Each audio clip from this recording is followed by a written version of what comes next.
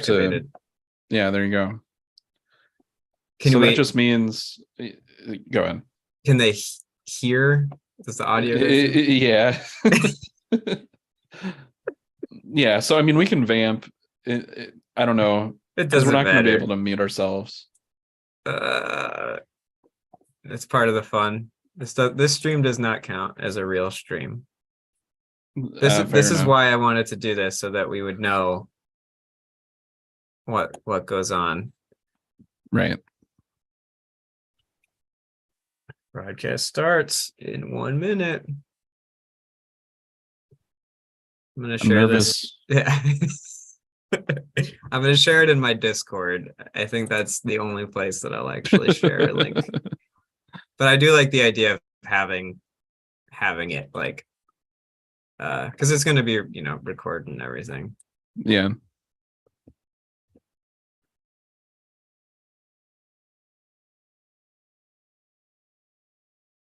Can they hear the audio? Yeah. Oh wait. Oh no. Yeah. So I mean, we can vamp. I don't know. It doesn't we're not going to be matter. able to mute ourselves.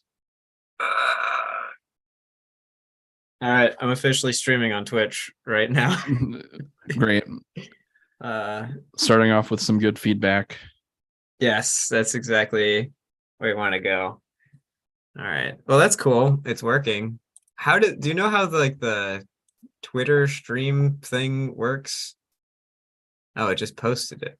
Yeah. Okay. Whoa. Just a video. It's wild. That's kind of cool. All right. Well, it looks like it's okay. I gotta stop going to all the places where it's streaming because I keep hearing it. Yeah. YouTube. Just want to see what it looks like on YouTube. I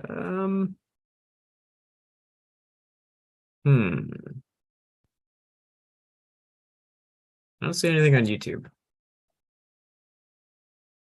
Maybe I messed that one up. I see it. Where do you see it? What am I looking at? Well, it's unlisted right now. Oh, I probably have to go in and wait a second. Well, where do you see it? I got to it from the Boxcast. I see. Page. I see. So I probably have to go in and list it or something. Like edit it. You can edit it to be public. Edit video. Yeah. That's actually kind of a nice feature, so that like if you wanted to just do a live recording but not share it to everybody, it's like by default not gonna mess up your stuff.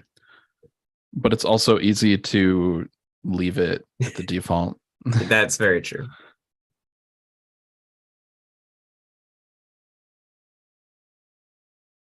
All right, let's see. Oh no. Wait a second. How do I save this? Public. Done. Okay. I have the errors. What are they? Oh, no, it's not made for kids. All right, now maybe it'll show up on my.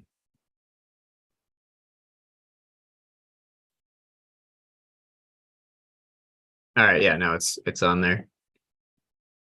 Nice. I don't know where it. Oh, it's using my cover photo on YouTube as the thumbnail, which truly makes no sense. Yeah. Because I haven't changed that thumbnail for like 5 years. So I guess I have to do that. All right, this is pretty cool though. It's how it's doing it like everywhere. Yeah, I mean, otherwise you'd have to. It would be a lot more complicated, and Yeah, You'd have I'd to pay for a imagine. service to do it. Because I think I mean, with Zoom, it looked like you could do like stream to one place like directly, but it doesn't look like you could, like once you select one, you can't like Yeah, do multiples. it's harder to do than you would think. Well, it's actually, I thought it was going to be like more complicated than it is in general. I mean, Oh yeah. I, I'm, it wasn't like uh super easy, but it was easier than I thought it might be. Yeah, I just meant like to make something. It's kind of easy technically to split like the stream to multiple places, but you have to. There's a lot that goes into it. Yeah, there's like extra layers in between stuff. Yeah. All right, we'll see if Rob gets here at any point in time.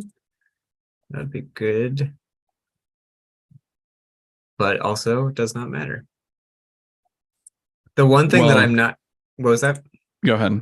One thing that I'm not sure about is like if there's a way to monitor, like if there's a good, easy way to monitor um like people watching or like audience like I mean not that there would be, but like see if anybody like I know on if you just go live on Instagram, you can see all the comments or whatever. So I don't know if There's not a good way to do that. You have to yeah, monitor every single thing that every like destination. individually. Yeah. Yeah.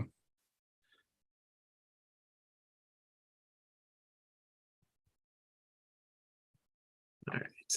That's the good thing about having no audience though. So you don't have to worry about that. Yeah, nothing matters. Truly. The only reason I don't I feel like Twitch has like I've never actually used it. I feel like there's an opportunity to like I don't know. Feels like there's some form of community of Twitch of people who like have like they have a specific desire to watch live streams, which I feel like is like you don't always get that from other platforms. Yeah, Have that's you true. do you watch Twitch at all? Not regularly. I had some acquaintances who did it, and I watched them once in a while, and then I tune in for random things sometimes. Yeah, I want to kind of get into it, but yeah, I feel like if we could find enough people, like if you do it on a regular schedule of like once every 2 weeks or whatever, or once every week, like I feel like you could start to build an audience of some kind, or if not an audience, at least like a few people who like to hang out. Yeah, I want to do some music stuff on there, but I don't know what people are doing already. Like Yeah. I got this idea from Alex Goldman from Reply All. Mm-hmm. I saw him making like a song Oh, that's on cool. Twitch.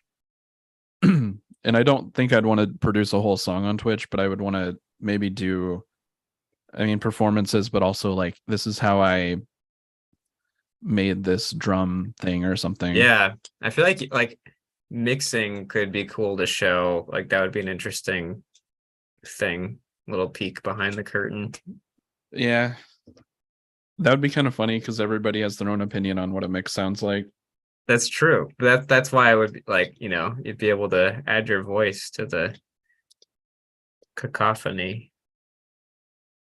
It'd be a good way to crowd test, like, because like mixing people always want you to listen to things on like your car Yeah. and in your like your worst headphones and your best speakers. Yeah, you got to get every possible way.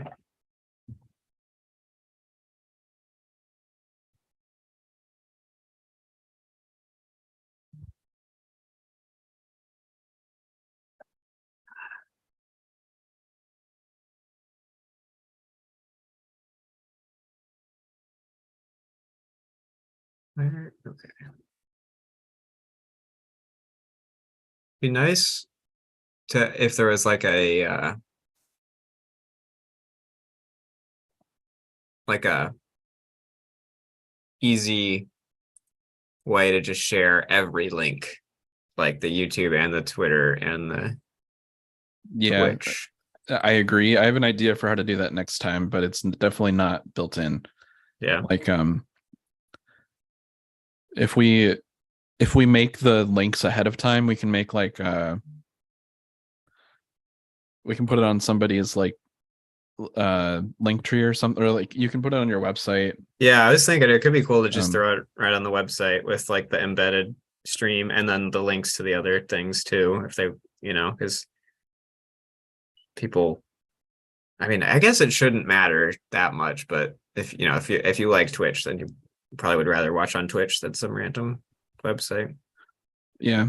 I'm curious to see if any random people will come across it anyway.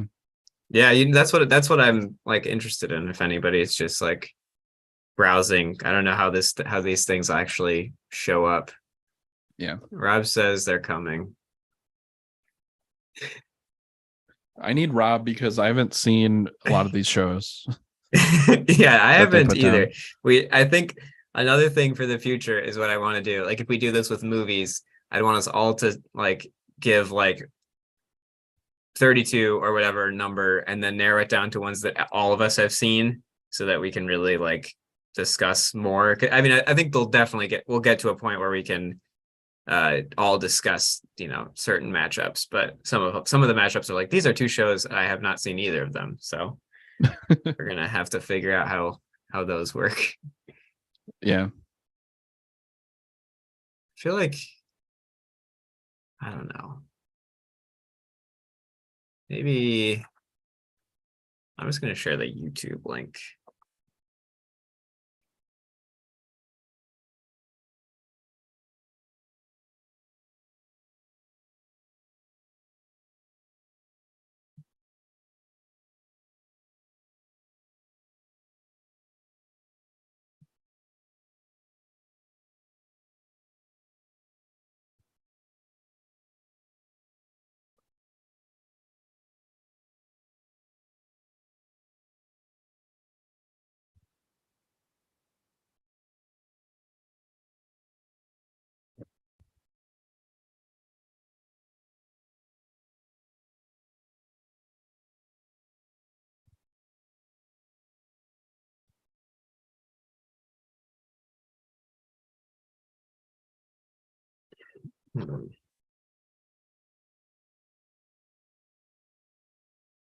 Like I feel like you kind of do have to, like, when you do the broadcast schedule, it seems, is there like a way to do it more ad hoc, or do you have to kind of like actually start when it starts? What you would want to do is you'd want to have like a video playing, like you'd want to be doing it not from Zoom. That's the problem. Okay.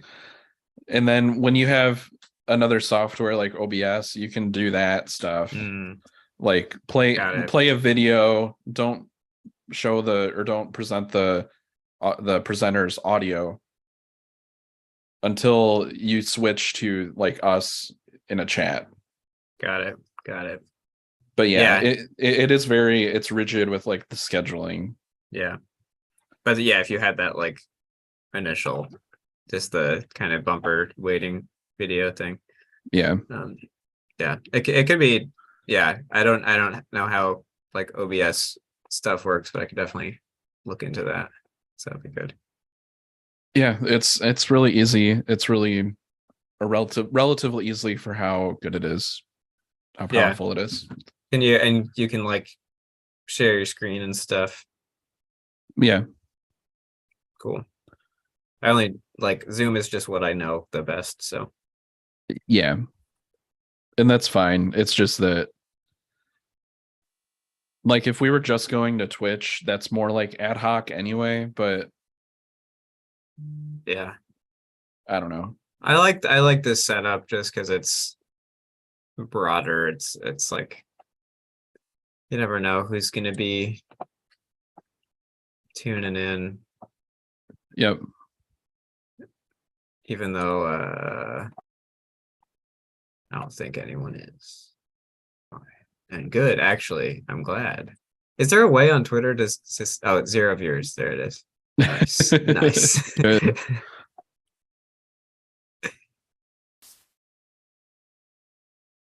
But I actually, I mean, like, I do think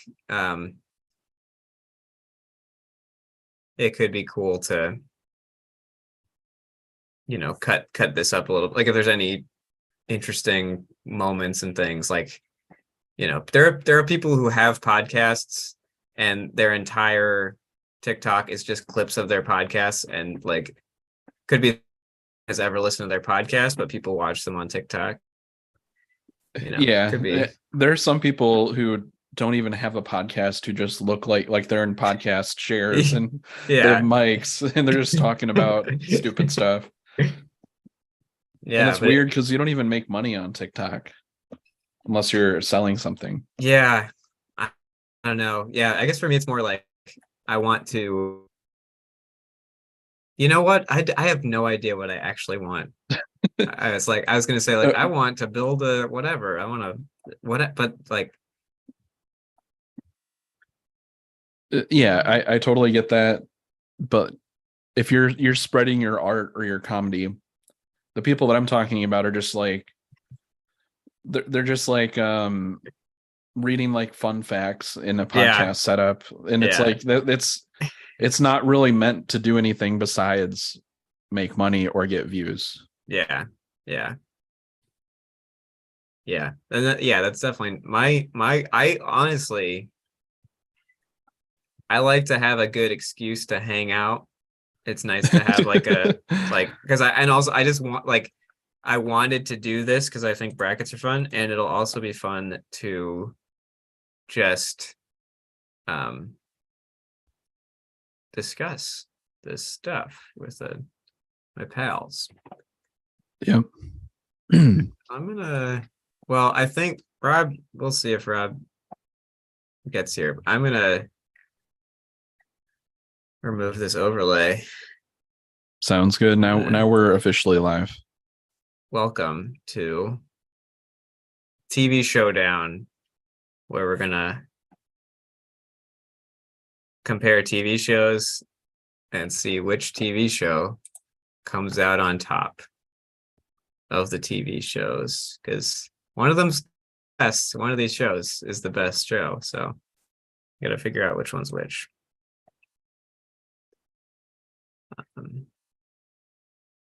Have you watched Yellow Jackets? This is completely unrelated. No. When you mentioned Yellow Jackets earlier, I thought of the hockey team Blue Jackets, and I was like, oh, he wants to watch hockey. No, I never heard of this show. Okay. It's I think I don't know. I feel like it was nominated for some Emmys or something. I don't know, but it's a show about a soccer team, like women's soccer team who gets in a plane crash, I think, or something. It's on Showtime, and I've heard it's good, so I'm gonna check it out. I'm reading a synopsis now, or more of like a lead line, but it sounds like Lord of the Flies. Yes, I think it is supposed to be like Lord of the Flies. Yes. All right. I can see us now on the stream. Yeah. On the YouTube. So that's good. Yeah, we could definitely do better with OBS, I think. Because this is like, it's just whatever Zoom is spitting out. Yeah, that's the thing. But the annoying part is when you're doing OBS, then it becomes harder to have a call with other people on a webcam. That's what like my main thing with Zoom is like I know I can get people on a call and they're like it's decent quality and you can share screen and like do stuff like and like you can share high quality audio if you need to. Not that we need to, but it'll be okay. This is the first one and nobody's watching. Ideal situation. This is it would be ideal if Rob was here. That's but we should something that we'll need to consider for future records if we do this ever again. If we do it once. I mean, yeah, if we do it once, we We'll have to do it again. Yeah. At the very least, we got to get through this whole bracket, and there's 91 matchups total. So Yeah, and the clock is ticking. We have a The lot clock- of matchups. we're not. So my plan for today is just to do the play-in tournament. So like, I'll share my screen. We can talk through what my plan is. So this is the showdown bracket. It's not actually in the format of a bracket. I made this in HTML and CSS, and making a bracket was too hard for me, so I just made boxes. But the way this works is you click on a thing, we'll vote and we'll decide, and then we'll click on it, and then it narrows down. So the play-in tournament is all the yellow and orange boxes. And once we get through those, there will be 64 shows remaining. So that'll be like, the normal bracket style. But And what does the number next to the title mean? That is the IMDb score. So I only use the IMDb score for seeding. So deciding what the matchups would be in the the rankings for the bracket. So you don't have to let that influence your score. I just wanted to show that so that we kind of had a frame of reference just going into it.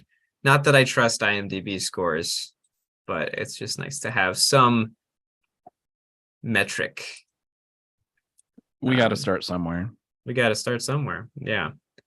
So the top region right here is the Prestige Networks region, which is just HBO and there's one other, and I think it's HBO and AMC, just because I needed, like, all the regions are totally made up. I just needed a way to separate the things into the right number of things. So this is Prestige Networks. This one is just We Love to Laugh. So these are comedies. Not that, like, there's other comedies other places, but these ones are like supposed to be just like comedies. This is animation, which includes anime and like animated sitcoms and children's shows. And this last one is just other things. So those are the categories, and we need 3 people. So if there's any votes that need a deciding vote, a tiebreaker, we'll be able to make that happen.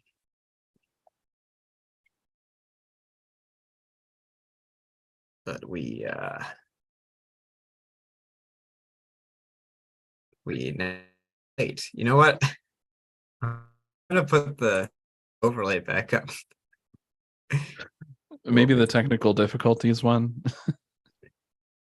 Yeah, that's the one I did the different colored bars, and it says we'll be right back. Yeah, I don't know. Like, I know in Zoom you can share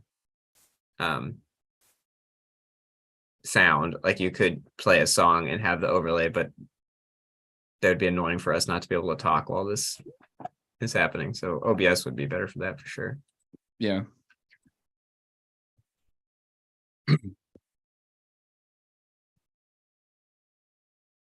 I had that same thought.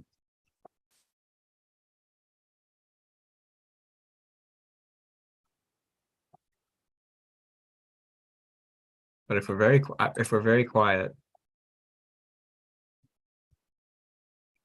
then no one will ever know.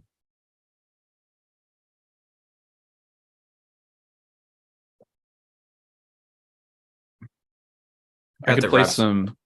Sorry. I forgot that Rob's internet is. I think that might be just the issue, is that their internet is not the best. Yeah, they do live in the woods. Yeah, I forget. What were you gonna say? I could play some tapes. I have here Sailboat Journey on cassette. It's like an old. It's not ambient music. It's just sound. Like, they made some weird tapes back then when you couldn't find, like, you didn't have millions of rain tracks to listen to on Spotify. You had to go out and get your go to Borders sleep noise. Yeah. I would love to hear that. It's actually really good. Is it connected to your computer? Do you have like a tape deck that um, I could probably set it up before Rob gets here. yeah, we'll have probably an hour.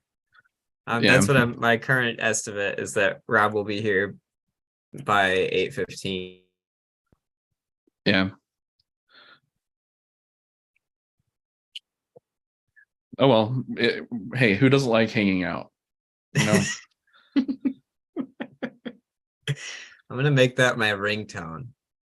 Who doesn't like hanging out? Yeah, just repeating over and over again.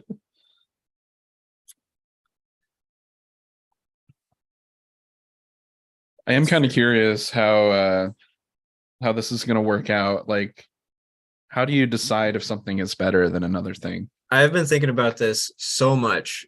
I have so many ideas. Like, I mean, some of them it's like obvious, like, oh yeah, I definitely like this show better. I don't like this show at all. Like, sometimes it'll just be easy, but in those cases where it's a really tough matchup or it's two very different types of shows, Yeah. I my I've kind of settled on which of the shows has uh like had the biggest, I don't know, impact on you, or like when you're in the right mood, which has hit harder, like which one at its best, which show is the most compelling. Another thought I've had is if you had to get rid of one of them, like you're on a desert island, you only get one of these DVD box sets, which one would you choose? And one of them you never get to see again, the other one you get to take.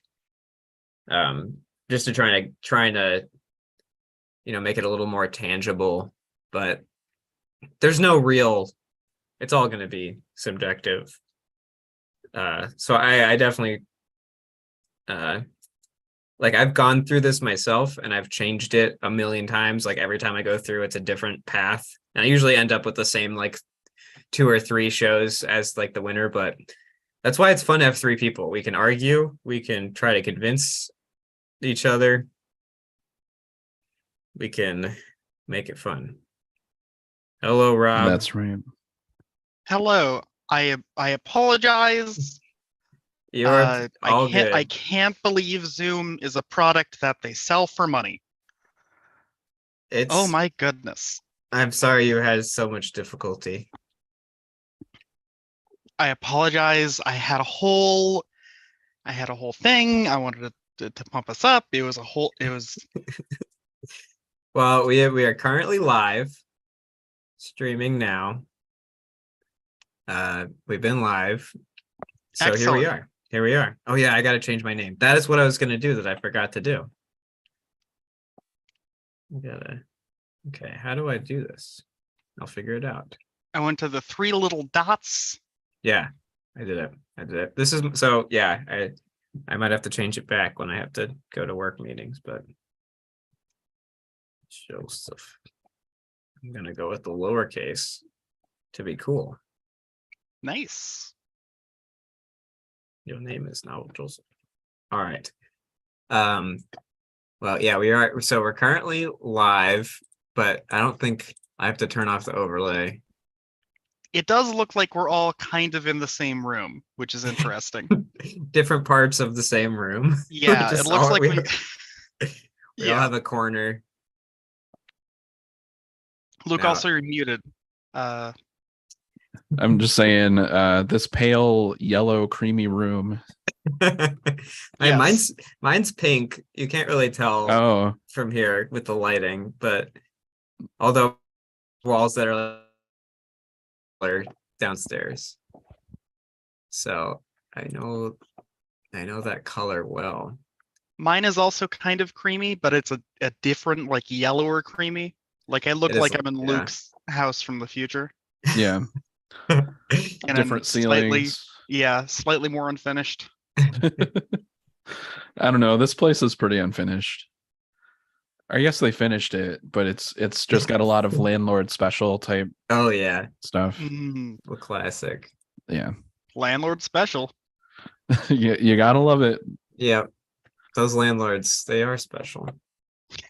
They're special people. They deserve a special place in our hearts. All right. Well, here we are. Welcome to TV Showdown, the official live stream of TV's shows. Here we go. So now that Rob's here, I'll re-explain things. And we're gonna get into it. Can everybody see my screen? This is incredible.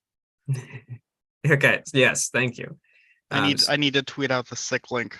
Hold on. We're currently streaming. Well, yeah, you can tweet out the actual link to this website if you want to fill that in. I mean, you know, I'm not going to tweet out the Zoom link just for anyone No, to kind of call in. No, actually, that's a good idea for the future. But no, we are currently live streaming on YouTube and Twitch and Twitter.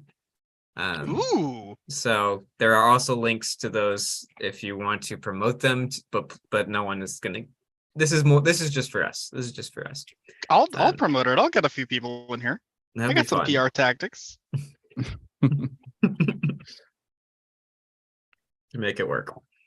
But yes. What are we on Twitch? It is JSMX_club. I just made it today so that I could do this. I've never done anything on Twitch before, but I figured if not now, when this will be this is the inaugural stream, and it's going to be a great one. So the way this is set up, it is a bracket style system. I was telling Luke that I made this in HTML and CSS, and I had a lot of trouble trying to make an actual bracket, so I just used boxes, which are much easier. But there are 4 regions. We have the Prestige Networks region, which is just HBO and AMC. We have the We Love to Laugh region, which is just some comedies. There's also comedies everywhere else.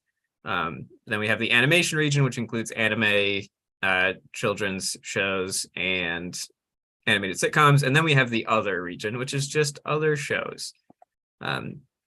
It progresses through the rounds by color. So the yellow and the orange, those are the play-in rounds. Red is round 1. Purple's round 2. This is also kind of purple. This is round 3. Cyan is round 4. Green is round 5. And white is round 6, the final round. So the way this will work is we'll walk through each of these matchups and decide as a group. We'll each vote on which TV show we think is better, and we'll discuss. The winning TV show will move on. The losing TV show will just disappear because I didn't do a good job of tracking the TV shows that lose. But today my goal is to get through the yellow and the orange, so the play-in round, and see how we do on that. I feel like I should write the ones that lose. Well, so it does keep track of them, like at the bottom. It'll say, you know, TV show A versus TV show B. TV show A wins. So there's a way, like, we will keep track of it. It's just not in like a nice. I made this whole website. I want to make it much better, but for now, this is what we got. It's incredibly impressive, by the way. Thank you. I could not have done this in a million years. You could definitely do it in a million years. If you had a million years to live, you could learn some HTML, I think. Use like a thousand of those years to get really good at divs, and you'd be fine. I think after 2,000 years, I would start to make my own show. And then I'd have a bracket of shows, hopefully. Yeah. That's so my ultimate plan with this is that I want to do this bracket of TV shows. Then we could do like a bracket of movies. We could do a bracket of restaurants. We could do a bracket of like everyday experiences, like going to the park or surfing. Like, and then ultimately I want to put all the things into one bracket. So it's just like, what is the best? What's the best thing? Like the best thing of any possible thing. Like, is it love? Is it a Twinkie? Like, what is it? And you just kind of like do those matchups. So that's my ultimate vision. We're going to start a little smaller with TV shows. So does anyone have any questions before we dive into these matchups? How is everyone's day? My day's been pretty good. Nice. I've been having a pretty decent day. I did my laundry, Nice. did some laundry. Laundry good? Yeah, that was good. How about you, Rob? Pretty okay. Started off really good. Got a package in the mail. If it comes up, I'll bring it up because it's related. Okay. But there's a mystery package at some point that has to do with, and I also got my Hobonichi planner book for the new year. Nice. I don't know what that is, but it sounds cool. It's a planner. Luke has one as well, I think. I do. It's a planner, and you can go and remove the inside of it and keep the cover, so that I finally found a cover, and now I don't have to go and search for a new outside and inside every year. That's cool. It's neat. I like it. Yeah. I need to plan more. I just have a big note in my phone is pretty much the main way that I plan stuff, or like Google Calendar, but it'd be nice to actually have something written down. I should probably use Google Calendar or something like that. Yeah. It's not bad. It works pretty well. I've heard it works, which is the important part. All right. I just thought of something we should do before we get into this. I want to hear, what is both of your relationship with TV going back to childhood? What does TV mean to you? Rob is away from the camera, so I'm desperately trying not to eat on camera. But I Rob really no one is watching this, so it's totally fine. Well, I don't know, maybe in the future someone might be, once we hit, like, this is episode 1 of whatever this is, so people will come back. We're gonna need it. Yeah, we're gonna need to edit this. We're gonna need to will this bad boy down. True. Into like one of those like bears that you make with a chainsaw. TV is everything. It was everything. It's even more everything now that we have smaller screens everywhere. You used to, bit of a latchkey kid, you run home, watch some TV. That's where you learn all the great stuff. Like what a red herring is from A Pup Named Scooby-Doo. Or what a family is from the Addams Family. Or how one should act in an office, like in The Office. A lot of great life lessons in there. Valuable life lessons. And also how not to make a TV show, like According to Jim. We should have added According to Jim to this list. We should. It would have come in at number 1. That's why we couldn't add it. Yeah. Yeah. It would have been unfair. Yeah. We wouldn't even had to do it. It would just be. What about you, Luke?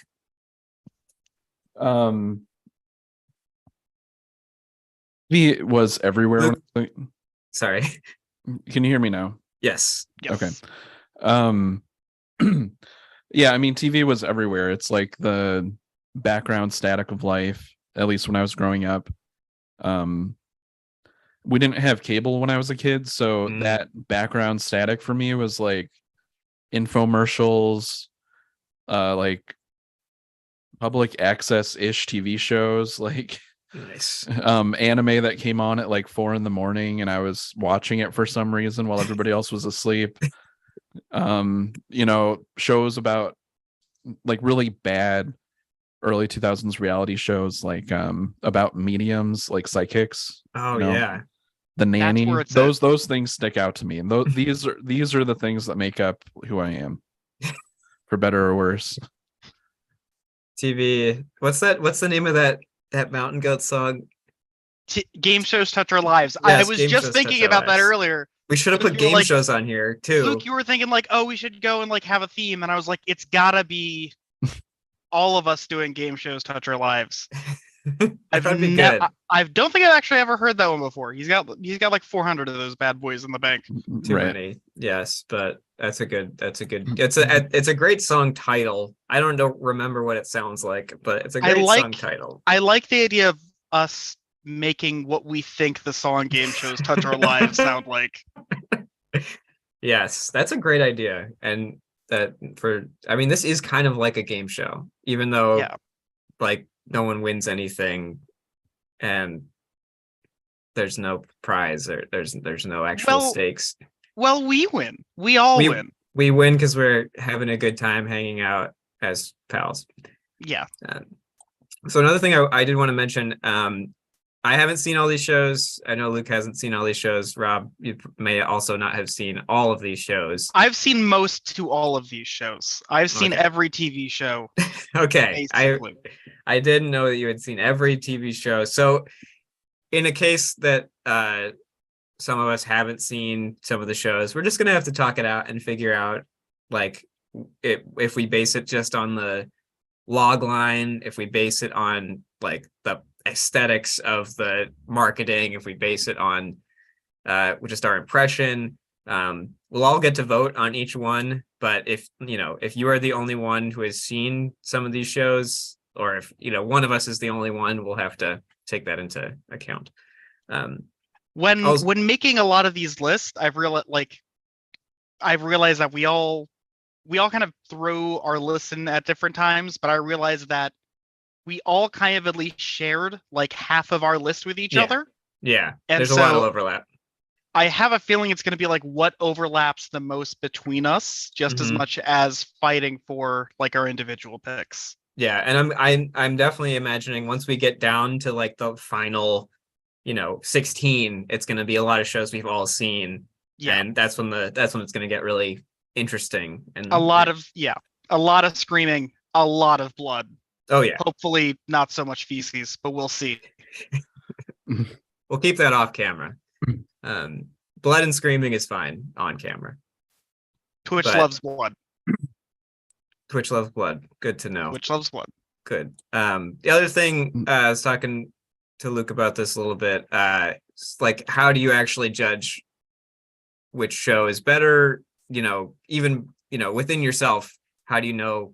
Is it like which show you enjoy more? Which show is more comforting? Which show is like better made?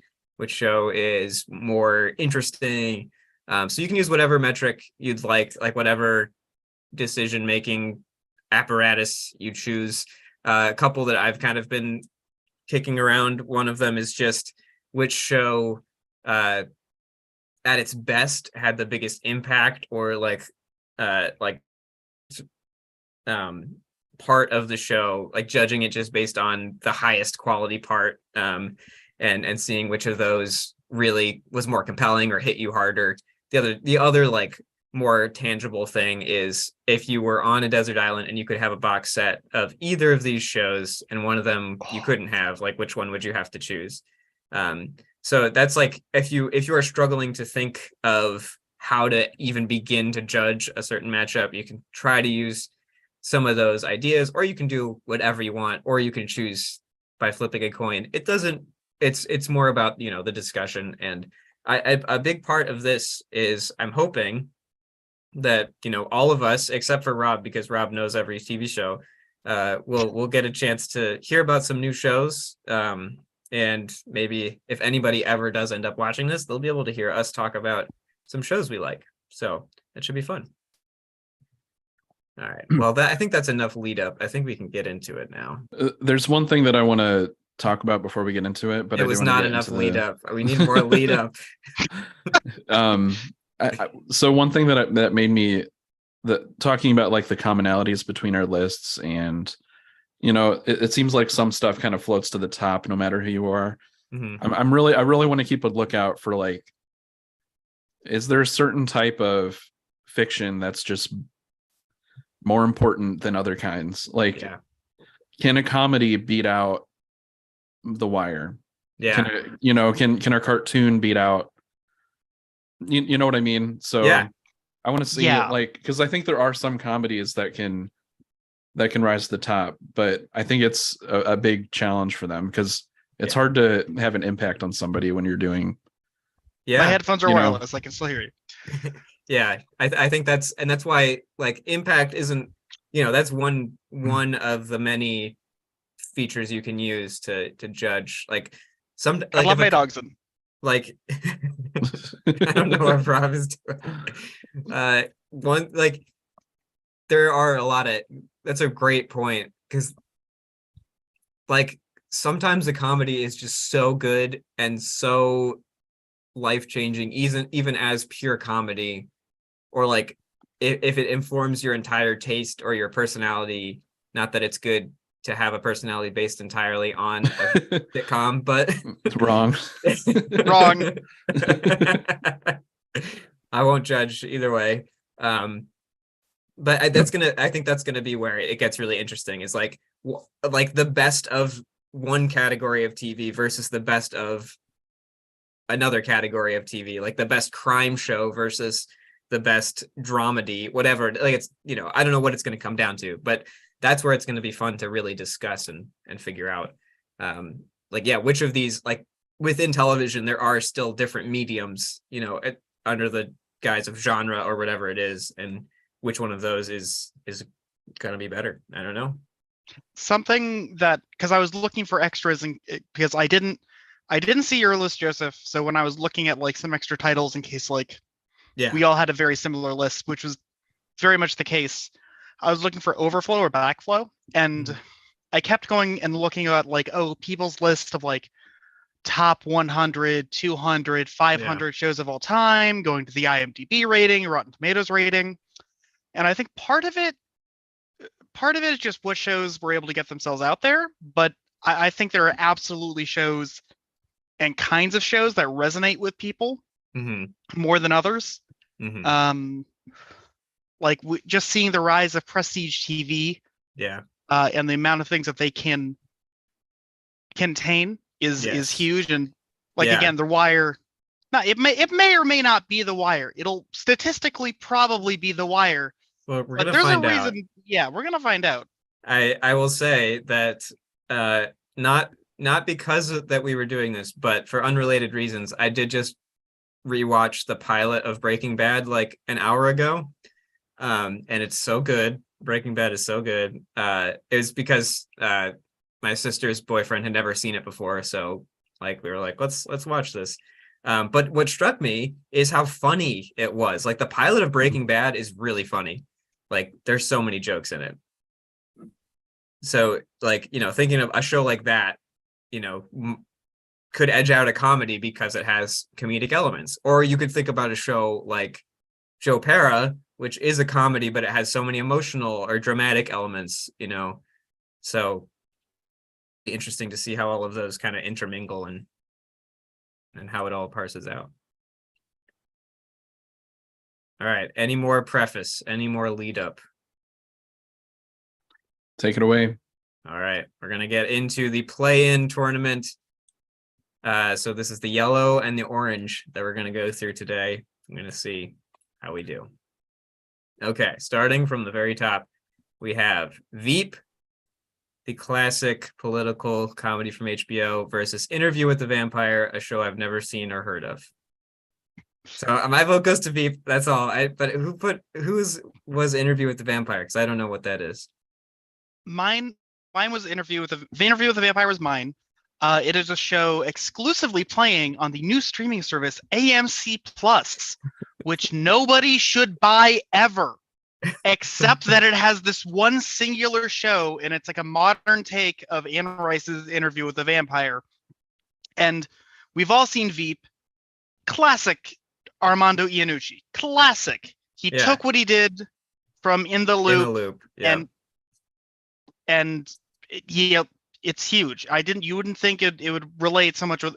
Anyways, Interview with the Vampire, just because y'all have seen Veep, just the messiest bitches I've ever seen.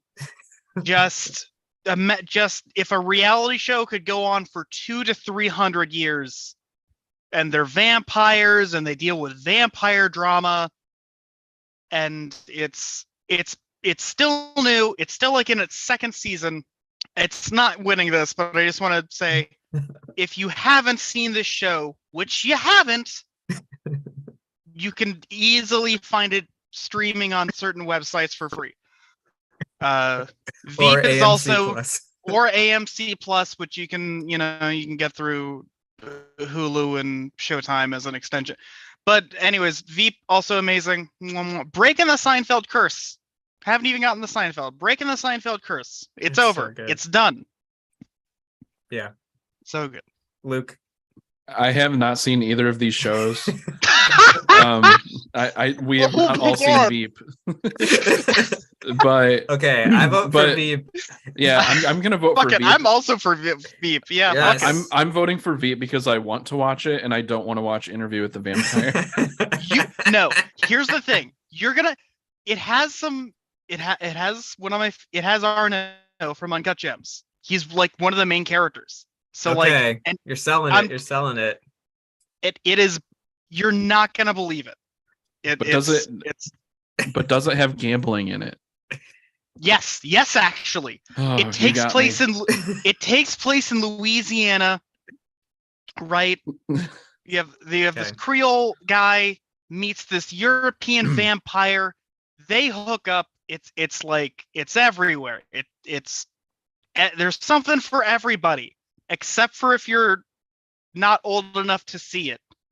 But apart from that, something from everybody. All right. So the winner is not this, though. No, not that. Veep. It's Veep. Absolutely. Are you kidding? 8 seasons. It's nuts. Veep wins. All right, and we are moving on. We have this matchup: The Righteous Gemstones, a classic HBO comedy, or Our Flag Means Death, which is an HBO Max original. A little different. They both have recent seasons. It's HBO versus HBO. Yeah, it's really HBO comedies. Well, yeah, HBO original going up against HBO Max comedy. I'm kind of torn on this one. I haven't actually seen all of The Righteous Gemstones. I've seen Our Flag Means Death. I liked both of them. I didn't really love either. So I'm willing to be torn on, I'm willing to be persuaded on either one.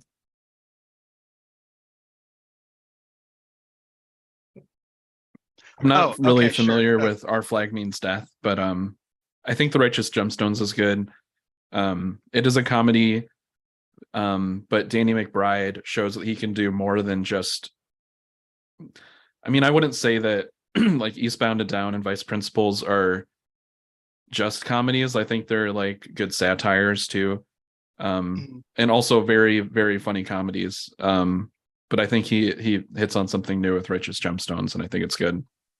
Yeah, I definitely want to watch the whole thing. I just haven't. So, but I did watch all of Our Flag Means Death, so maybe I should consider that. I don't know. What do you think, Rob? This is really tough. Our Flag Means Death. I thought it was a little slow at first, but once it gets to episode 4, it just punch after punch after punch. It's a really, really tight show. Kept me on the edge of my seat. But also, Righteous Gemstones,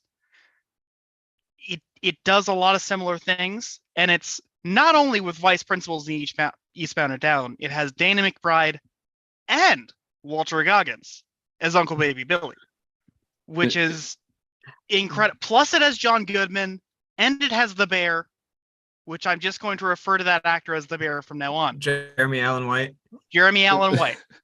Wait, I don't know if that's true. I don't know if that's true either. I think you're mixing him up with Skylar Gasson. Like, what's that guy's name? Gisondo? Yeah. I might be mixing him up with Skylar Gisondo. They kind of look alike. They look a little bit. Yeah, the Bear guy looks like Skylar's older brother. Because Skylar Gisondo looks like he's 12 forever. Yeah, he still looks like a kid. Yeah, I see what you mean. It's really tough. I haven't gotten to the point in Righteous Gemstones where Uncle Baby Billy is introduced, but I just love the name Uncle Baby Billy so much. And I also I like Tim Baltz a lot. I'm a big Tim Baltz head. So he's in The Righteous Gemstones. I'm going to have to give my vote to The Righteous Gemstones, I think. If Our Flag Means Death has the promising second season that it sets it up for, I'd give it towards that. But because it's not there yet, I gotta give it to Gemstones. All right. What do you think, Luke? Well, your vote doesn't matter. Yeah, I know it doesn't matter. I'm not going to vote for a show. I mean, I'm not convinced on Our Flag Means Death, so I can't vote against a show that I've seen without that. I do think that the second season of Righteous Gemstones, the plot was a little weaker, and there was some stuff that I didn't like, that I just didn't like in it. But I still believe in the show, so I'm going to vote for it. All right, and the Righteous Gemstones takes it. And now we are on to Veep versus the Righteous Gemstones. Oh, right into it. So as we just talked about, I'm going Veep right off the bat. Veep is my, it's up there for me. I will defend Veep if I need to. Let my dog out. Veep. My headphones are wireless. I can hear everything you say. Okay. Okay. Veep is the tightest comedy I've ever watched in my entire life. The jokes are so good, so dense. It is, you can't go 2 seconds without hearing an excellently written and perfectly acted joke. All the characters are so archetypal and yet unique and interesting. They're so fleshed out from like the very beginning. Biting political satire. Every episode is great. Like, you know, you got Sam Richardson. My favorite Sam Richardson character of all time. You got Tony Hale. You got Matt Walsh. You got, Julia Louis-Dreyfus. You cannot beat it. You cannot. But you haven't seen it, Luke, so yeah, I don't know. I thought it sounded good, but then you said Matt Walsh and I got disinterested. What? Then you said Julia Louis-Dreyfus and I got more interested. Matt Walsh so is it's so hard good. to say. He's so funny in Veep. He's so good. He's really good in Veep. Everybody is so good in Veep. Every character. Yeah, I mean, the way that people talk about this show, I can easily believe that it's better than Righteous Gemstones. I just haven't seen it. It's fair. We can't all be perfect. Yeah, I mean, perfection is judged by what TV you watch. And how many times you've seen Veep? How many times you've seen Veep, and then 3 people who have may or may not have seen Veep. Yeah. My vote is Veep. This is really tough. But I think it's got to be Veep because it ends on such whole thing is just really strong. Yep. Ties everything up at the end in a way that some certain similar shows have stumbled a bit upon. I feel like it's just so big. It's hard to. It has like more prestige than Gemstones. Yeah, it definitely does. And those Gemstones were appointed by God, which is huge. Well, the president is, ordained by God in a way. It's on the money. That's true. Yeah. That's true. So it should be Veep. My vote's for Veep. What I'm realizing is I need a better voting system where we can all input our votes. But that's for later. I'll write that later. Okay. We need like a better Veep.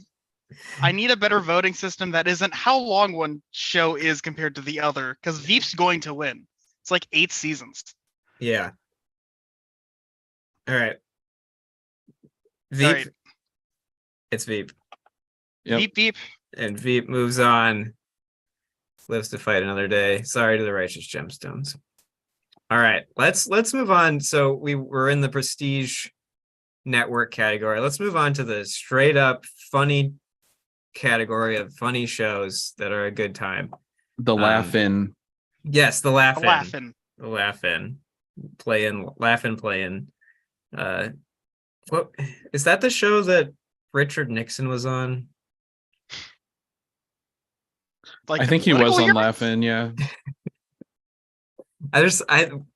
My brain has keeps track of strange information. All right, we're gonna start from right here.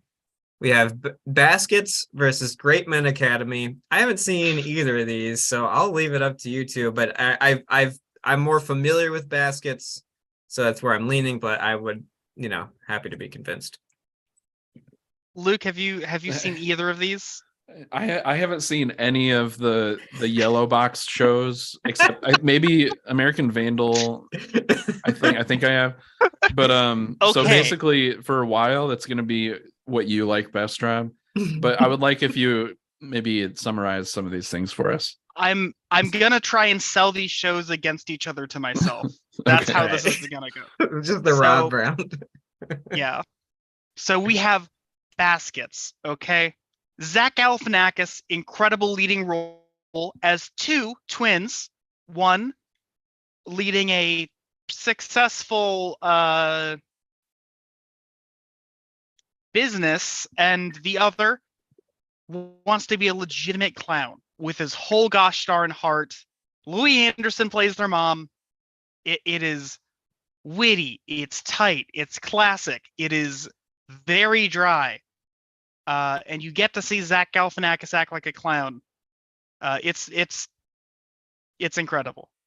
If you haven't tried it out, even if you're not a clown person, that's the thing. He's like, I want to be a clown. Then he goes to French clown school, and then he comes back home and he's a rodeo clown. And those don't really add up. So it's all the fun little, things going on there. Great Men Academy is, I'm trying to remember. I believe it is a. Wait, this was sorry, on your list. sorry. Wait, can I say something? This show has to lose if it's this unmemorable. No. I remember it is. I'm trying to remember. I don't want to. I believe it is a Taiwanese show. I didn't want to get the country wrong. That's what you're trying to remember. Taiwanese show. Yeah. Is Taiwanese show about now?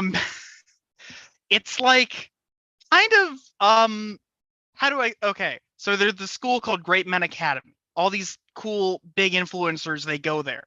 One person says, "Oh my goodness, my crush is going. I wanted." There's also a magic lake, and it has a unicorn that can grant your wish. And this person goes in the lake, and they're like, "Oh, I wish my crush would fall in love with me." Go in the lake, come in a girl, come out a guy, and it's like, what's happening? So they have to fake their way through two different lives in this all boys drama school, but it's also a comedy, and most of the challenges have to do with ghosts. One person, three. It's ridiculous. It is as a viewing experience one of the best things I've ever seen in my life. And and part of it is like, I was laughing, I was crying, for different reasons each time. A lot of ghosts now that I remember it, and again, the magic unicorn granting the wish. I guess the also thing is, if you win it's like Hunger Games meets Harry Potter, but it's also an Asian boys drama. All right, so which one of these is better? It's let's go say I will say Baskets. Okay. If only for score alone. I hope everyone watching checks out both of these shows. Excellent TV. Translation is the lifeblood of literature. I hope we get I don't hope we adapt it. I hope it stays perfect forever. Love you, Great Men Academy, but you ain't no Baskets. All right, and it goes to Baskets. Hey. All right. Yay. Okay, and we are moving on to Reboot versus Dream Corp LLC. So I've seen Reboot. I put Reboot on here because I love Reboot. I have not seen Dream Corp LLC. So I think my vote is going to go to Reboot because I love it. But what are the other? What did you put Dream Corp on here, Rob? Yes. So tell me about it. First of all, when you say Reboot, do you mean the early 3D action show? No, it is Hulu original that came out this year. I thought this was a different reboot. Okay. All right, shoot. It's no. Have you seen this? Have you seen Reboot? Me? No. Yes. Not this no. reboot. Okay. Good. I mean, not good because then you won't vote for it. But I will make my quick pitch for Reboot. It's a Hulu original, came out last year. Really, really tight, like 8 episodes. Creator of Modern Family, I think is the creator. So it's got some of that. I mean, I loved like the first season of Modern Family was just hit for me, and it's got like a lot of really, really solid writing, really good emotional arcs, like really quick, really great intermingling of like the comedic aspects and the emotional aspects, but it never sacrifices the comedy. You got Keegan-Michael Key, you got Judy Greer, you got Johnny Knoxville, you got Paul Reiser, and it's really, I mean, they do a great job. It hits on every level for me. Really funny, really touching. The premise is this old guy wrote a sitcom, and they're rebooting it, and his daughter is the one who's writing the reboot, and he kind of left his daughter for another family when she was little. So there's like they're both working on it, his daughter and him, and she's got her kind of young cohort of writers, and he's got his old cohort of writers, and they clash, but they also click well together. It's a really solid first season, and I love it. I've never seen Dream Corp. So what is that one about? Luke, do you have any opinions before I start pitching Dream Corp? I was gonna say I haven't seen either of these shows either, but the trailer or the commercial for Reboot made it sound like a show about pitching reboots. Like it sounded like it would be like a Monster of the Week type show with a different reboot every time, which made me not want to watch it. Not so I'm glad that's not the case.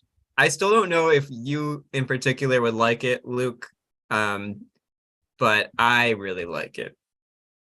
So that's my stance. But I want to hear about Dream Corp LLC. We have a special guest with us, who I will at least keep with us, so that way there's not as much background noise. Dream Corp LLC is a somewhat recent piece of original programming on Adult Swim.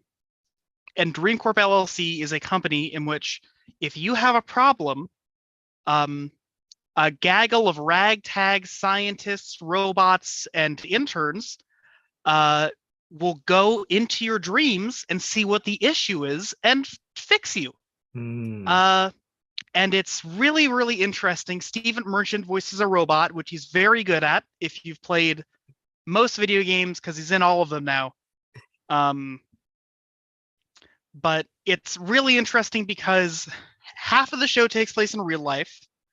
Classic sets, classic costumes.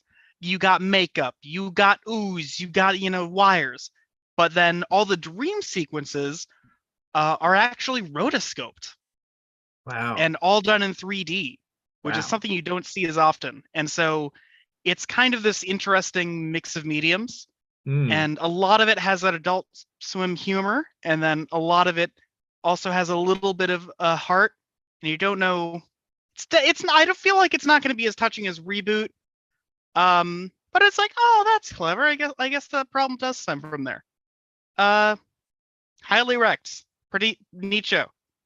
I definitely I want to watch. I mean, I looked it up a little bit, like just knowing that it's an Adult Swim show and like the premise makes me want to watch it. All right, so let's narrow it down. I vote for Reboot. I will also vote for Reboot. Rob, you can't. What were you going to say, Joseph? You've seen one of these and you haven't seen Reboot. Why would you vote for the one you haven't seen? Reboot sounds like it's a better show. Okay, I guess I did an excellent job. Dream of Corp selling is it. like a very good show, and I love it. And I think it should be shown in schools right after they show RoboCop in schools. But it doesn't sound like it's got that good old family sitcom heart. Oh yeah, Reboot definitely has that, and Loved, it's got Johnny Knoxville. Yeah, I was gonna say it sounds more importantly like this sounds like this could be an HBO, like casting wise alone. Yeah, I think it's I think it's top tier. Like it does what it does so well. Like it has a specific mission of like doing like a kind of cheesy, touching, but also joke dense show. I mean, it's a lot like Modern Family in that way, but it does it all really well. And I love Paul Reiser. He's just, how could you not like him? Most likable guy. It's true. All right, what do you think, Luke? I guess I'll vote for Reboot. I'm not really sold on Dream Corp LLC. All right, Reboot. I feel like I'm gonna show you Dream Corp LLC, and Luke, you're gonna be like, "This is the best shit." Like that's just how I feel. I feel like there's another show on here that I think might do the tone that I saw from like the images better than that show. Oh, but we're not there yet. We're not there yet. Well, thank God Reboot won. All right, so now here we are. Baskets versus Reboot. This might be a bit of a tougher matchup. Again, it's going to be between me and Rob because Luke hasn't seen these. We should have planned this better, maybe. I don't know. This is on me to. I thought we all have seen more TV shows. I struggled to come up with 30 TV shows that I've seen at all. Once we get to the point where I came up with like 80. So we're at a different. All right. I guess I've definitely seen more than I would want to put on a list, but you know what I mean? Yeah. But I don't mind. I mean, like this is too much to watch for one show. So I enjoy the selling aspect of it. Yeah. It's fine. It's still fun. The selling is half the fun of these, honestly. Yeah. All right. Mine goes to Reboot because I haven't seen Baskets, even though it's got It sounds good to me, but I was gonna say because the reasons I like Reboot are the same reasons I like Baskets. Oh, but you've seen Baskets. You have to vote for Baskets, Rob. Like I have to vote for Baskets. Yeah. No, I love Baskets. All right, excellent show. It comes down to Luke. See, this is the fun part for you, Luke. You have never seen these shows, but you get to decide. Yeah. Like I guess you can decide like which of these would you rather watch based on what we've told you. Yeah. I'm gonna vote for Reboot because I don't like Zach Galifianakis very much. Whoa, really? And I bomb to drop. I don't like. Wow. I don't like clown stuff that much, so I don't really have any interest in it. All right. Also, I don't like Louis C.K. and he's on here. No, it's not Louis C.K. No, it's Louis Anderson. I'm reading. No. Louis C.K. did act. Oh, he's on it. Wikipedia created by Louis C.K. Oh, he created by Louis C.K. Okay, it's definitely going to Reboot then. It's So I mean, even if you put aside, not that I would put aside what he's done, but like I don't care for him anyway. I didn't care before. Yeah, I should have added Louis to this, and I'm sorry that I didn't. I didn't add Louis. I was like, oh, no, I know you can't talk about that with that. There's a whole episode where he's like, is that a bag of dicks? And I'm like, it's like, oh, we should have seen that somewhat coming. That was rough. Yeah. I feel like Louis hasn't aged very well. No, I don't. I definitely watched a bunch of it at the time, though. Yeah, me too. I mean, like, okay, besides the real life person, I feel like it hasn't aged very well. I think that it probably comes off as really pretentious now. Oh yeah, I'm sure. Yeah, I'm sure. Oddly enough, I think Horace and Pete has aged better. I will never watch that show. All of these shows that you watch sound fake to me. That one's definitely real. In the million years that I have been alive, I've made most shows. All right. They And sound fake because I we're made them. moving right along. We have Yeah. Man-Seeking Woman versus Superstore. I will start this off because I've never seen Man-Seeking Woman, but I really want to because it looks really good. But I have seen Superstore, and it's one of my all-time favorites as a sitcom. Like, it just nails the character development and the jokes and the like. It toes the line of like wokeness in comedy really well, or it's like it's got people it's making fun of, but it never sacrifices like the actual comedy to like be socially conscious. And it's just a really good show. So that's myself for Superstore. But Rob, did you put Man-Seeking Woman here? I did put Man-Seeking Woman on here. So tell us about it. I actually don't know much about it. It is based off a book. It is based off a book series, which is neat because books don't exactly transfer to TV as well. It stars Jay Baruchel. Baruchel? Baruchel. I don't know how to say it. He's Canadian, but that doesn't help. I Good like on him a him. lot though. And it's essentially someone trying to go and deal with relationships in the modern day, but it is magic. It has a lot of magical realism elements, and so a lot of like, oh, wouldn't it be cool if this happened, and a lot of over exaggeration.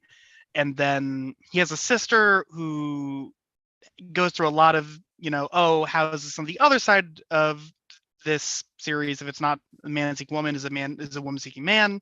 Like, there's a fun twist where at one point, no major spoilers, sister starts a relationship with Santa Claus. Blew me off. It blew me.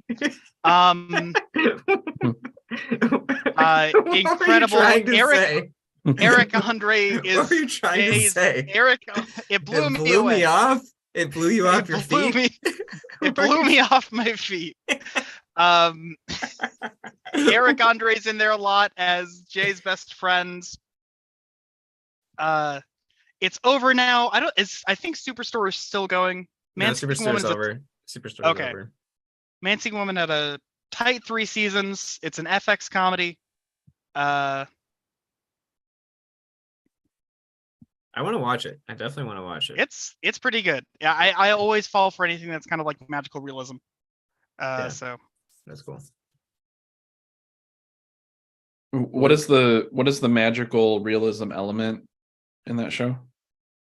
Is it, I mean, like, so sometimes it's like I don't know. Sometimes there's a specific thing. Is it just like a dreamlike show? It's a little dreamlike.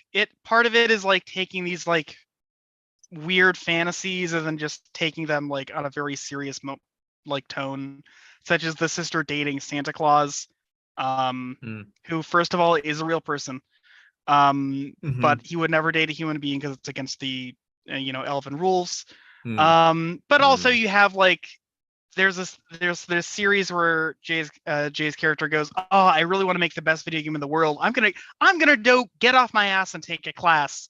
And the class that he goes to has someone whose half of their body mass is just their brain. And he has to suddenly make a functioning video game against someone who has essentially created the Matrix 2. And he's like, well, that sucked. And then Eric Andre is like, yeah, man, it's not all about, the things that you can do. It's like how you feel about yourself. And it crazy situations. I don't know how to. I need better examples. That's okay. I think I get the picture. All right, my vote goes to Superstore. Sorry. What's your vote, Rob? Man-Seeking Woman. I'm supposed to vote for the one that I put down. Yeah, you should. You should. Yeah. I don't know. I there are some that I put down that I'm not going to vote for later on. I think I'm gonna vote for. I think I'm gonna vote for Man-Seeking Woman.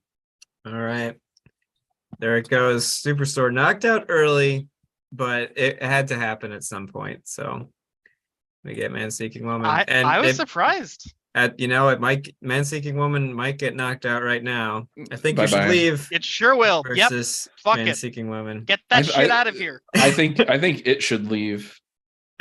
You think Man Seeking Woman should leave? Yeah. Okay, it's gone. We've all seen I Think You Should Leave. And including you watching at home. Don't lie to us. You have. If you haven't, what are you doing? Everybody's seen this one. All right, I Think You Should Leave takes it. And we're moving on to our next play-in for this round. Okay, we have American Vandal versus Snuffbox. Flew right by that. What? Flew right by what? What did I fly right by? I think you should leave.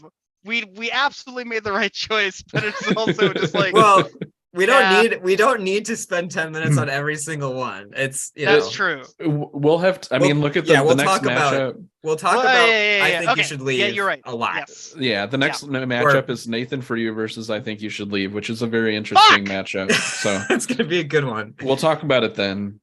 I'm gonna be shirtless for that one. Just wait. It's not gonna be good. So we have American Vandal versus Snuffbox. Shoot. American Vandal is my favorite Netflix. I think my favorite Netflix original. Not that that's saying that much, because I do like Netflix originals. There's a lot of good ones. It's in my top 2, I think. Really? Yeah. Is the other one also on here? Yes. Okay. I'm not gonna ask which then. Yeah, you'll find out. So American Vandal, just a pitch perfect parody of true crime. It feels exactly like watching, a really well produced Netflix true crime show, but it's so funny. It's so well written and well acted. It feels like all of those kids are actually like teenagers doing stuff. Both seasons are excellent. I love American Vandal. So Snuffbox. Okay, so this is Rob's turn. Every one of these is me versus Rob. Luke, have you seen either of these? So I've seen the first season of American Vandal, and I'm just now learning about Snuffbox, but Snuffbox, I'm looking at the Wikipedia page, and it has a lot of people that made some of my favorite shows, so I definitely want to watch this. I thought Snuffbox would be, I thought both of these would be in your alley. Yeah. You've been this mystery tiebreaker. It's hard to say. I can't get a beat on you. Well, I really like Matt Berry, and I like Brass Eye a lot, and I see that people from Brass Eye also were involved in this. Yeah, there's a lot of Brass Eye in Snuffbox, and the craziest thing about it probably has my favorite Matt Berry performance. Which is saying something, especially because it's early on. I think it's pre-Dark Place. But it's about these two morticians, so it's like a very, very like gallows humor, but it's also very, very dry. If you like Matt Berry, it's all Matt Berry. So much of it's again my favorite from him, but also American Vandal is probably.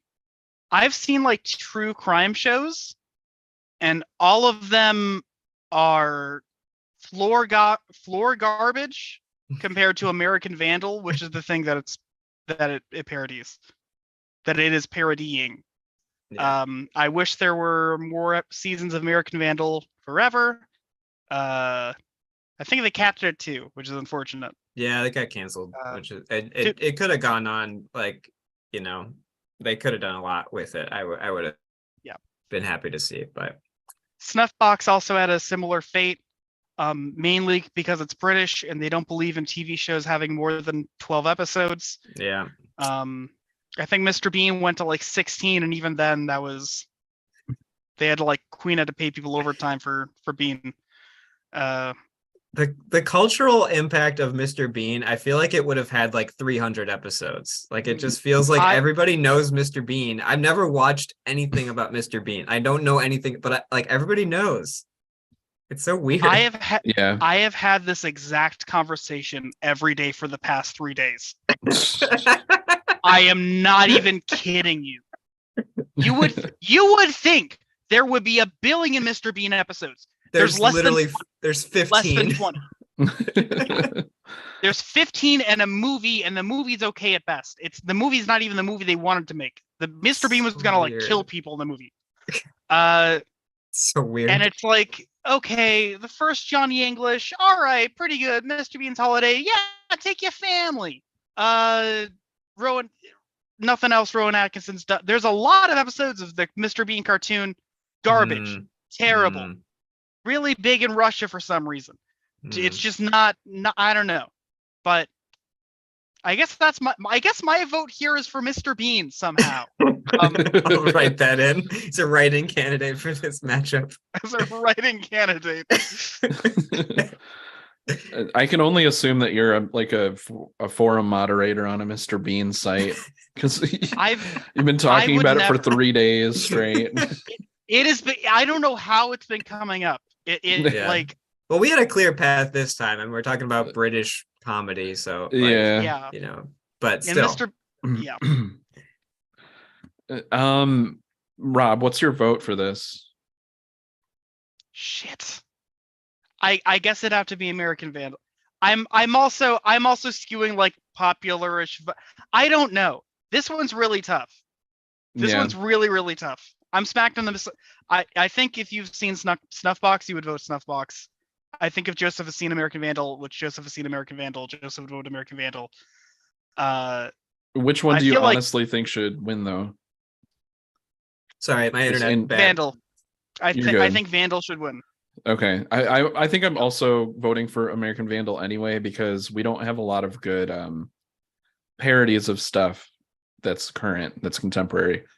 Like our parodies are like SNL sketches, and I think you should leave a little bit. So I think we need more stuff like that because it really nails the tone. Yeah, I love a well-produced parody, like a long-term, especially like a long-term one. It's pretty unique for that. And it's something that really needed to be made fun of. So I gotta give it props for that. Yeah. I think it still needs to be made fun of. If you like and are often watching true crime, you should be bullied a little bit. I just want you. As someone who likes and watches true crime, I agree. Yeah, same. I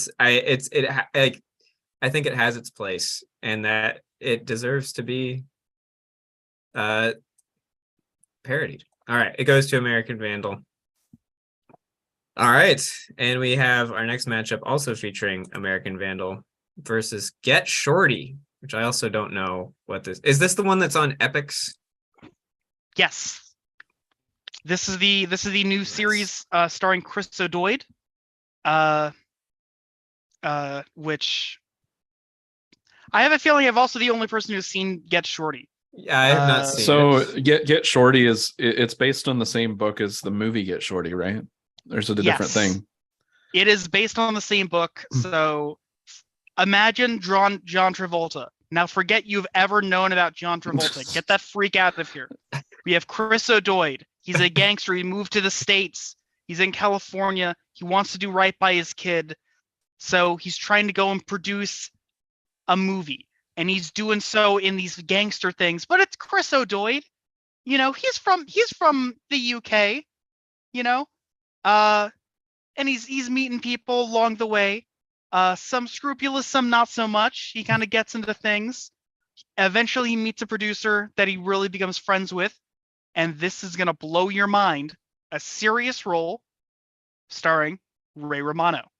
Yeah, I just looked it up. Yeah, and, that's pretty great. See, that would blow my mind if I hadn't watched The Irishman like 4 days ago. Yeah, The Irishman came out like a year after Get Shorty. It kind of undermines this a little bit. I like Ray Romano doing serious roles though. I think it's funny. I want that every step of the way. I saw Ray Romano on Celebrity Jeopardy. It was the best. Yeah. I don't want to see him every time I see Everybody Loves Raymond, I want to throw up because it's not dry as a bone. He's so good at dry. Like he's so good at. He's really good. Just being a person. Really good. That's his best. Yeah. Like a kind of, lovable loser type. Even though he's not always a loser, like he's got that energy of like you just want to root for him. Yeah. Yeah. He's an underdog. So yeah. I will say, I haven't seen the Get Shorty show, but The book was written by a man named Elmore Leonard, who his novels have served as the basis for a lot of screenplays, a lot of TV shows and movies. Like his book Rum Punch was adapted into the movie Jackie Brown by Quentin Tarantino, which is like my favorite Quentin Tarantino movie. Great choice. 3:10 to Yuma, the movie that's also based on a book. In the another show on this in this bracket, Justified, is based on a book series by him. Wow. And he's a really good storyteller, like very successful in Hollywood adaptation. So if this is a good adaptation, it's probably a good show, just because he's a good writer. It's a better adaptation than the adaptation they did before. Yeah, the movie, I mean, he's a good author, but the movie seems bad still. But yeah, when they do it right, it's good when they do it right. I think the big send up here is that this is the first time we have Get Shorty, which would technically be considered prestige TV, versus American Vandal, which is made specifically for a streaming service. So production, it's hard to compare for production wise, but there's definitely a difference. Yeah, there definitely is. They're just doing very different things. Like, yeah. I mean, I got to vote for American Vandal because I haven't seen Get Shorty, but it does sound good. I'm gonna vote for American Vandal as well, just because I haven't seen it. But honorable mention to Elmore Leonard. I'm starting to see a pattern, and it's that we like shows that I think were books. I think we're people who like books but not reading, which is fair. I kind of feel that for sure. I read a chapter of a book today, and I was like, oh man, I wish I could watch this. Yeah, TV's there for you. Watching is easy, and American Vandal takes it. All right, now we move on to all right, we can pick up the pace a little bit maybe, or we don't have to. Do you guys have anything you're doing tonight? No, but I don't, but we still have an hour on the schedule. About I changed it to 9:15, but okay, cool.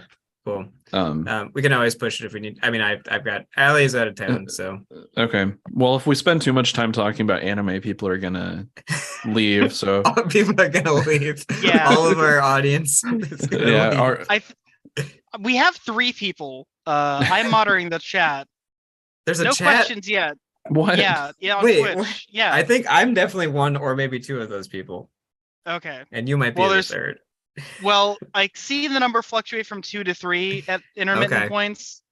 So I'm assuming someone is watching that either knows one of us or is like trapped against their will, and they're or something of that nature. Yeah, that's definitely be people. Yeah. All right. Well, either way, we can welcome to those listening. Let's jump into the animation, and this is going to be this is a pretty heavy category because obviously it includes anime, also includes animated sitcoms, also includes just more children's television geared more to kids. So a big range here, and we're going to start things off. King of the Hill versus Tuca and Birdie. I've not seen Tuca and Birdie. I sure have seen King of the Hill. So let's hear about. I assume this is you, Rob. So King of the Hill is a show about a man his family. It's kind of like Family Guy. It's like the proto Family Guy in a way. Yep. Family Guy is based on King of the Hill. Tell us about Tuca and Birdie. Someone end this bit. Tuca and Birdie is a show from Toronto. Rafael, fuck. You know BoJack Horseman? It's the BoJack guys. Okay. It's that animation studio. It was on for a single season of Netflix before that studio unionized. Then they were brought over to Comedy Central. Hail Mary. And it is an incredibly interesting show. a lot of to compare it to BoJack Horseman, which I think people are going to have a lot more familiarity with. Tuca and Birdie is way more of a sitcom type structure, but also it has a very, very modern and very serious overarching plot that is way more relatable to someone who has not had an alcoholic burnout and TV show in the 90s. Tuca and Birdie is about some people in an apartment, and I've been in there for a couple of years. It's very good. Yeah, it's kind of Broad City-ish, if you can imagine. And the comedy and the weird existential parts of life and anxieties that come with being that, and then it's also draped in bird puns, which is really nice. Yeah, it sounds like I enjoyed BoJack Horseman for what it was. BoJack Horseman came out at that time when, like, I feel like people were just kind of realizing that TV could be different than network sitcoms. Or, like me, I was realizing, I was like, oh, Netflix has a comedy and it's this weird animated thing, and like it has Paul F. Tompkins in it. Like, so it was like exciting at the time because it was just like different. But and I don't know, I liked it, but I feel like I might like more. You will absolutely, you would love Tuca and Birdie a lot more. Yeah. It's a lot more grounded in season 1 than season 2.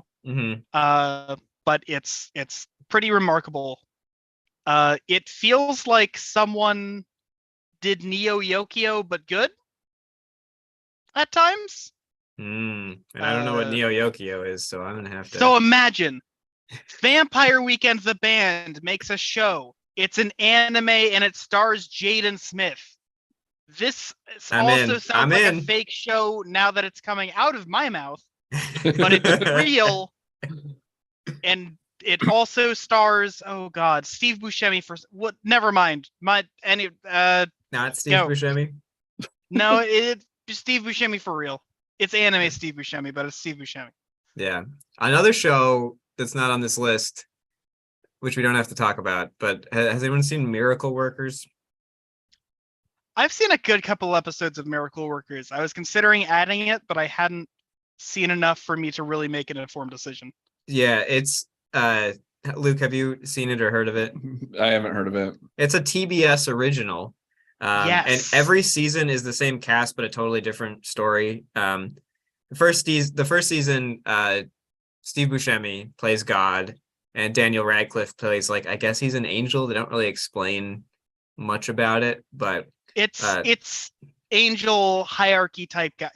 He performs miracles. He's the person in the angel section of heaven where if someone prays and they're like, oh, I can solve this one, he'll press a button and do a miracle for him. Yeah, it's the first season Allie and I watched and enjoyed, and then we started the second season and it was just totally different. Everyone was playing different characters, and I don't know, we didn't stick with it as much. But I tiny little plug for Miracle Workers because we're talking about Steve Buscemi. So best thing Daniel Radcliffe's ever done. Really? Better than Swiss Army Man? Okay, the second best thing Daniel Radcliffe's ever done. Which I also just got Showtime today, and I'm gonna watch Swiss Army Man finally. Yes. It's on Showtime. It's so good. Yeah, it's really good. Twin Peaks: The Return. Yep. Also on Showtime. Yep. Well, we might be we probably won't talk about Twin Peaks today, but it's on the list later. Yeah. Anyway, I'm voting for King of the Hill. Me too. It's just too good of a show. It's King of the Hill. It's iconic. You know, it gets better with age. Yeah, a good King of the Hill joke. Like I don't think people nowadays see it this way, but I feel like at the time people thought it wasn't as smart as it is when it was airing the first time. Yeah. So one good joke that I saw recently was, like, you know how in a movie or a TV show they have like a clock on the wall and then it like fades away to a different time on the clock to show the passage of time. Yeah. They did that in one episode. I think it's the episode where Hank is accused of renting porn, But on like their VHS player, it's like flashing 12 because nobody set the clock. And they show they show the VHS player and it fades away to the same VHS player still flashing 12. It's so funny. That's such a good joke. There's so many good little jokes like that throughout, and the characters are so great. We'll talk more about King of the Hill when it's matched up against, for sure. The characters are good. So afraid. I'm so afraid of what King of the Hill is going to slaughter next. Well, we'll see. I mean, son of a bitch. We'll go on to here. I don't know what the Big O is, so it's a giant robot anime, right? It's a giant robot anime, but it's voiced by Steve Bloom, so it owns. It's like Noir Batman, but if Batman's power was that he had a big fucking robot, honestly, I think it works better than Batman, because Batman does not currently have a big fucking robot, and is also not voiced by Steve Bloom. It's a really easy sell if you've seen like Cowboy Bebop. Well, I haven't seen it, and I have. We can watch some later. That sounds pretty good. Sounds good. Yeah, I want to watch The Big O, but I haven't seen it, and I don't really care for American Dad, although people have tried to sell me on it. American Dad is very good. It's better. It's definitely better than Family Guy. I don't know why. Like, you'd think Family Guy, American Dad. Oh, it's just the exact same show. It's going to be the same exact quality, but for some reason, it's like a tier better. It doesn't mean it's like excellent, but it's definitely like a step above Family Guy. Like,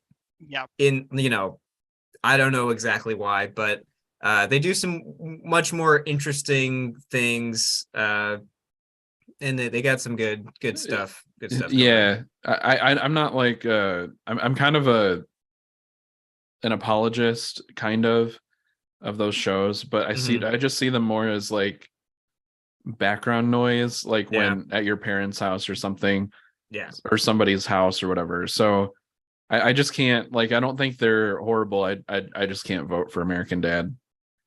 I am personally a Seth MacFarlane apologist.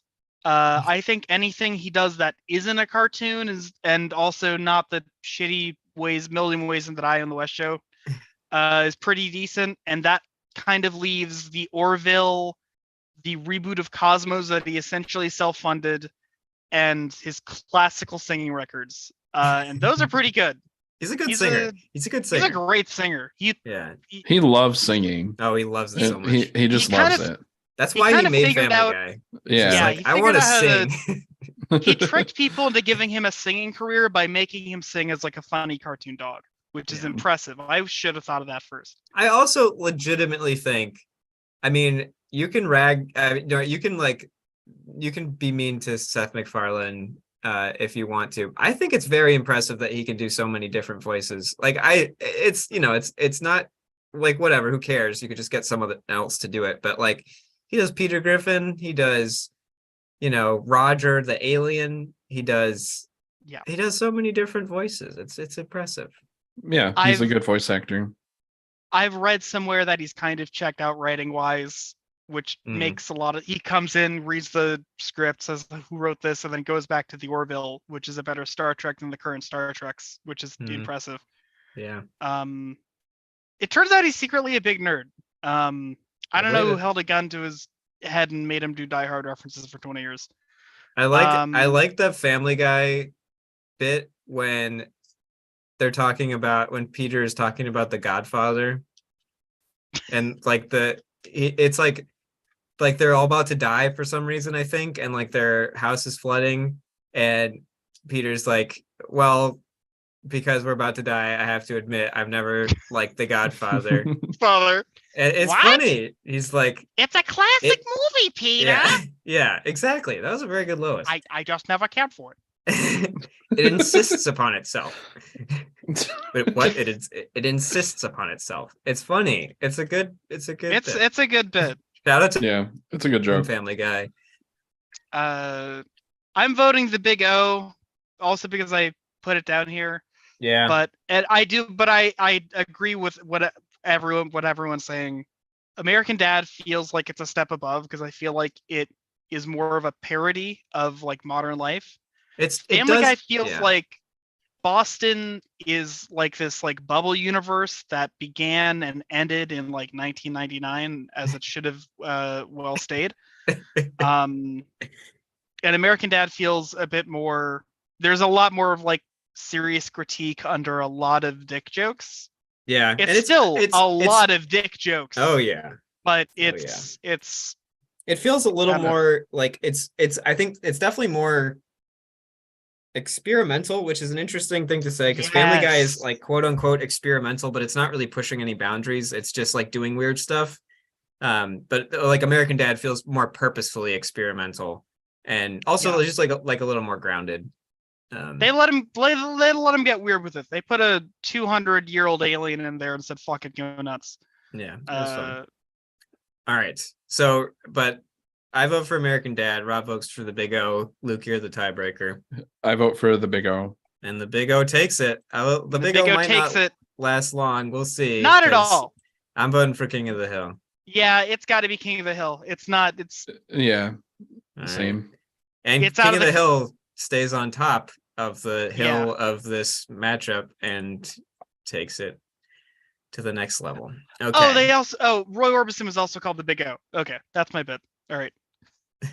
Yeah. Is that a bit or is that just a fact? That's just a fact. That's just an objective fact. Yeah, that's a bit. That's a bit. Okay, right there we go. All right, and we're moving on. Harvey Birdman versus Afro Samurai. Interesting matchup here. Strange matchup. I have seen Afro Samurai. I have seen a tiny bit of Harvey Birdman, but not enough to appropriately judge. So I'm very impartial on this one. I could go either way. Are both of these you, Rob? Possibly. Did you put one of these? Yeah, put one of these? I haven't seen either of these. It's up to you, Rob. We got to get through this first round. Once we get through this first, it's gonna be. It's gonna be a lot. We needed something to fill, and okay. Shoot. I really like both of these. First time I saw Afro Samurai, I saw it with you, Joseph. Yeah. Excellent show. It was super fun. Anime voiced by Samuel L. Jackson. I got a when I went to college, I got an Afro Samurai poster, which was sick. It was a super cool, like half of it was just his afro. It was really cool. Like the aesthetics were amazing. It's like the coolest show. It's a really cool show. Yeah. RZA does the soundtrack. It's a really cool show. Yeah. Very short, 6-episode season and a movie. 6 eps and a movie. That's the new goal. 6 eps and a movie. We'll talk about Community later. We sure will. Oh, we will. Harvey Birdman. Harvey Birdman feels like peak Adult Swim to me. Yeah. It's out there. It is reusing old animation and old characters and completely putting them in a new scenario and doing so in a way that feels a bit timeless a lot of the time. Mm-hmm. Except for, and they keep trying to bring it back. They made a new special, and then after the special, they made a spin-off for Bird Girl, which is pretty okay, but it's definitely following in its footsteps and not doing its own thing as much, which is unfortunate. It's a tough pick. It's a tough pick because Afro Samurai is this perfect bite-sized chunk, and Harvey, as beautiful as it is, keeps starting to go on forever, and that's kind of a downward slope. I'm gonna say Afro Samurai. All right, I also say Afro Samurai. Luke. Sounds good. Vote. All right. I mean, no, it's not a deciding vote. Your vote doesn't matter, but I still want to hear your thoughts. Well, you're deciding on your vote. I don't know. I do like the Adult Swim shows that reuse the assets, but mostly Space Ghost. Like I just haven't seen. I can't really say. So Afro Samurai sounds good. It's not a direct asset reboot. You reused like Space Ghost or C Lab. But are they original characters? No, no characters are original. They're all pulled from classic Hanna-Barbera licenses. That's awesome. I gotta watch this show. It's really smart. I want to watch all these shows with y'all. I'm just excited to watch TV with you guys. That's part of this. Yeah, it makes it fun. I will say, shout out to the Harvey Birdman Attorney at Law video game for the Nintendo Wii. I was gonna PSP and PlayStation 2. PlayStation 2. I just recently replayed the Wii version. It's immaculate. They straight up said, "Hey, you like Ace Attorney? We have a license. Can we like use this?" And they just went for it. If you've played every Ace Attorney game, which you have, because there's only like 5 of them, congrats! I got a new one for you. And it's free to download because you don't own a Wii anymore. I gotta get on that. It sounds great. All right, let's move it along. We got Moral Oral versus Dear Jesus. Brother. I don't know either of these, so I'm not. I put Moral Oral on my list, but I do not know Dear Brother. What can you explain that, Rob? I'm gonna take a swig. It's a big bottle. Is that 20 ounces? It looks like that's more. A 2 liter. Yeah. Can I have some? The reason, sure. Here you go. Did you bring enough for all of us? Yeah. Thanks. The reason anyways, Dear Brother is so there's a famous anime called Lady Oscar the Rose of Versailles. Very, very big in Japan, very, very big in France. There was a live action adaptation in France. Very shoujo, but also very influential. Often seen in a lot of top 10 lists. Dear Brother is the 1990 series that came when the writer and director of Lady Oscar Rose of Versailles came back together to do a reboot, and it is bonkers. It feels like it is paced like fucking El Topo. It is beat a minute. Every episode feels like it's 3 episodes, and it's just about a girl going to an all-girls school, and they're all trying to kill each other. Euphoria wishes it was this. Oh my god. It's everyone who I've heard suggest this, I was like, it can't be that good. And then I watched it and I'm like, oh, I get it now. It's one of those shows. And it's not like, and like I can go through most of it. It's not a show where it's like, oh, this big heavy spoilery plot. It is a show where watching it is the experience itself, and that you don't get from too many shows. If you are hankering for old anime, just go for it. Yeah, I've heard of the Rose of Versailles, and I do think that sounds really good. And I feel like people hate on shoujo manga too much. Yeah. But let's hear about more. I just don't know about it. Yeah, I think that, I mean, my vote's gonna go to Moral Oral. It's a show that had a big impact on me when I was a teenager. So do you know about this show, Joseph, at all? Yeah, I mean, I know the basics. It's stop motion, and it's Dino Stamatopoulos. Yeah, it looks like baby. The old show Davy and Goliath. Yeah. It's in a town where everybody's very conservative. And remember where we grew up, Joseph? Yes. Yeah. Yeah. It's like that. It's like kind of like that place, except less Gilmore Girls. Okay. I mean, but I know what you're saying, and it's hard to. It's really good. It has some of like the worst people that I've ever seen put to paper to the screen. Yeah.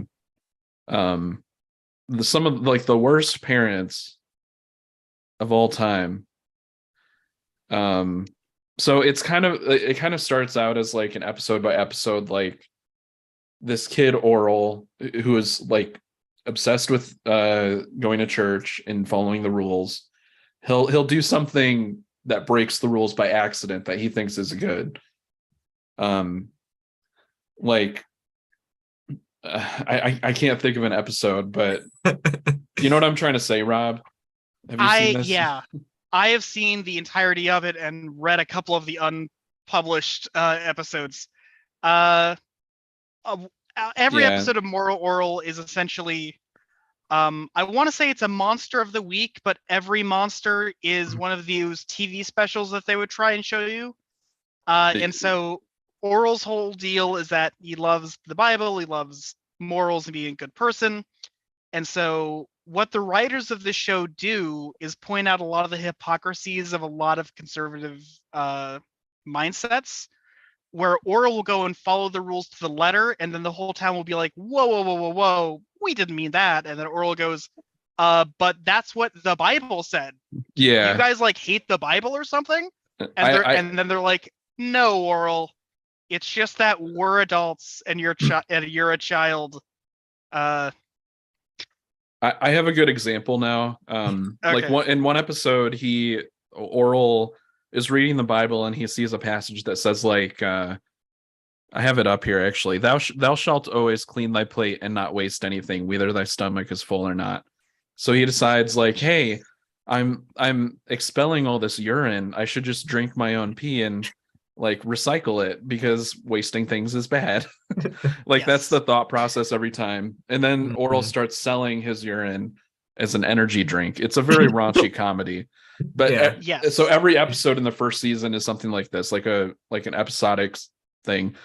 And it's like a satire, but it's like a light ironic tone. Like, you know that this is bad, but the characters are so happy-go-lucky about it. But there's always kind of like a dark undercurrent. Like pretty much every episode, Oral's dad says to him like, you really did it this time, Oral. Come see me in my office. And then in his office, like it's heavily implied that he's getting beat and like with a belt. So there's this dark undercurrent, and it comes to a head at like at some point, like either the ending of the first season or the beginning of the second season or something like that, where Oral's dad takes him on a hunting trip and like shoots him in the eye by accident. And then from that point, maybe by accident. Okay, yeah, by accident. But by accident. He's also like a drunk. Like I don't have very clear recollection of this, but basically, and even after his dad tries to or accidentally kills him or tries to kill him, Oral still tries to care for his dad. But then after that, like the whole tone of it being like, oh, it's just a dark tone from there on out. Like nothing is ever the same after that. And the tonal shift is very affecting. It's a very complex show. It is. It is a show that you could not make today in the age of prestige television, probably. Yeah, that's true. And it's interesting because it starts off again with these poking fun at this mindset, and then it starts to get into the very last season. It completely abandons the typical episode structure, and each episode is essentially a character study about one of the characters that you know from the past 3 seasons and why they are the way they are in this society that treats them as such, and why they act out on that for the first season and second season to occur. There's a lot of contempt at first, but then as the show goes on, there's a lot of empathy for these characters, and a lot of them are more well written and rounded than most shows will give to main characters. It's very good at recontextualizing things that you've already seen. Yes. It sounds. I didn't realize it was so layered and multifaceted. It sounds good. It's pretty good. I want to watch it. I'm gonna write it down. I want to watch all these shows with y'all. Yeah. I mean, I'm voting for more Oral, but I think that the drama in Dear Brother also sounds really good. And what, like your description of it, you know, that video that gets going around sometimes that's like from Gundam Wing or something, where they're at some kind of, they're like on a balcony and one is holding one like a letter. It's like, oh, you wouldn't accept this, would you? And the person goes like, not in a million years, you terrible bitch. And then he throws it on the ground and lights it on fire and walks away and doesn't look back. It's that times 10. And there's not a single guy in the whole show. It is like, God forbid a woman do anything. And it's like it's incredible. And Yeah. again, it's not like complete satire and examination of the American nuclear family. But it is looking a lot about class systems and hierarchy and what it means to find identity in a modern world that wants to take everything from you with a past that has given you nothing. Yeah. It sounds good. It's a cool last show. I would not steer you wrong and tell you to see something if it wasn't good. I will also be voting for more oral just because there's nothing else like it, and there probably will nothing ever will be. That's a good point. All right, well, let's give this one to Moral Oral. Definitely made an interesting case for both of those shows. Son of a bitch. Now we get to Afro Samurai versus Moral Oral. So this one I have seen Afro Samurai, I haven't seen Moral Oral. As much as you guys just sold Moral Oral, I gotta give my vote to old Afro Samurai here. But I'll let this is Luke and Rob. We all gotta fight it out, I think. Yeah, I think that Afro Samurai looks cool, but I haven't seen it. So Tamir or Joseph, I'm going to vote for Moral Oral, and I'm going to make Rob decide. Oh boy. Yeah, it's totally up to you now. Moral Oral. I was gonna say Moral Oral is the coolest show I've ever seen. No, Afro Samurai is the coolest show I've ever seen. It is. It's really cool. It's a very slick, really cool, like great art. It has a lot of imitators, but none are the original. Yeah. It's I would have to go for Moral Oral as a show because as Afro Samurai, it's very good as what it does. It's very straight laced, but there's also a lot of other shows like it. Yeah. And I think there's nothing close to Moral Oral. All right, so this one goes to Moral Oral. And Afro Samurai, unfortunately, has been defeated. All right, now we come to another cold glass of lemonade. Ice cold glass of lemonade for Afro. Yeah. I just love how big that is. Like it just because it looks like a normal, like regular size bottle, but just blown up a little bigger. Like it doesn't look like a 2 liter. It's like the shape of just a there's a weird effect going on that is happening just for whoa. Oh yeah, the camera thing makes it weird. All right, so let's move along to 2 more shows I haven't seen. So I'll leave this up to you two to figure it out. All right. Okay. Luke, have you seen these ones? Yeah, I've seen Bacano. Okay. I just assume Rob's seen everything, so. Yeah, I've seen both these. Yeah. I guess do you want to go for I have my foot in the ground for this one. How do we start? Shit. Which way is your foot planted? My foot is planted pretty much in Hellsing Ultimate. Hellsing Ultimate is an incredible, it's one of the most bonkers and ridiculous animes I've ever seen. People like to go and talk about, oh, anime is so violent and there's boobs everywhere and shit. And this was an OVA that was in theaters. So this is the most anime that I've ever seen. It's about a vampire named Dracula. He's got Dracula powers. He's basically immune to bullets. They shoot him into goo. He comes right back up. And it is ridiculous. If you want to see an anime, this is an anime. Not for the faint of heart. But they add the word ultimate there for a reason. Tons of guns, tons of gore. The Boondock Saints looks like it's Barney in comparison. Bakano is incredible and incredibly well written and put together. I think Durarara doesn't hold a candle to it. Because they're made by the same person. If I had to compare the two, but I want you to kind of sell this. I don't want to spend too much time on it because I'm okay. I'm not going to go to bat for it. I'm not going to stick my foot in the sand for it.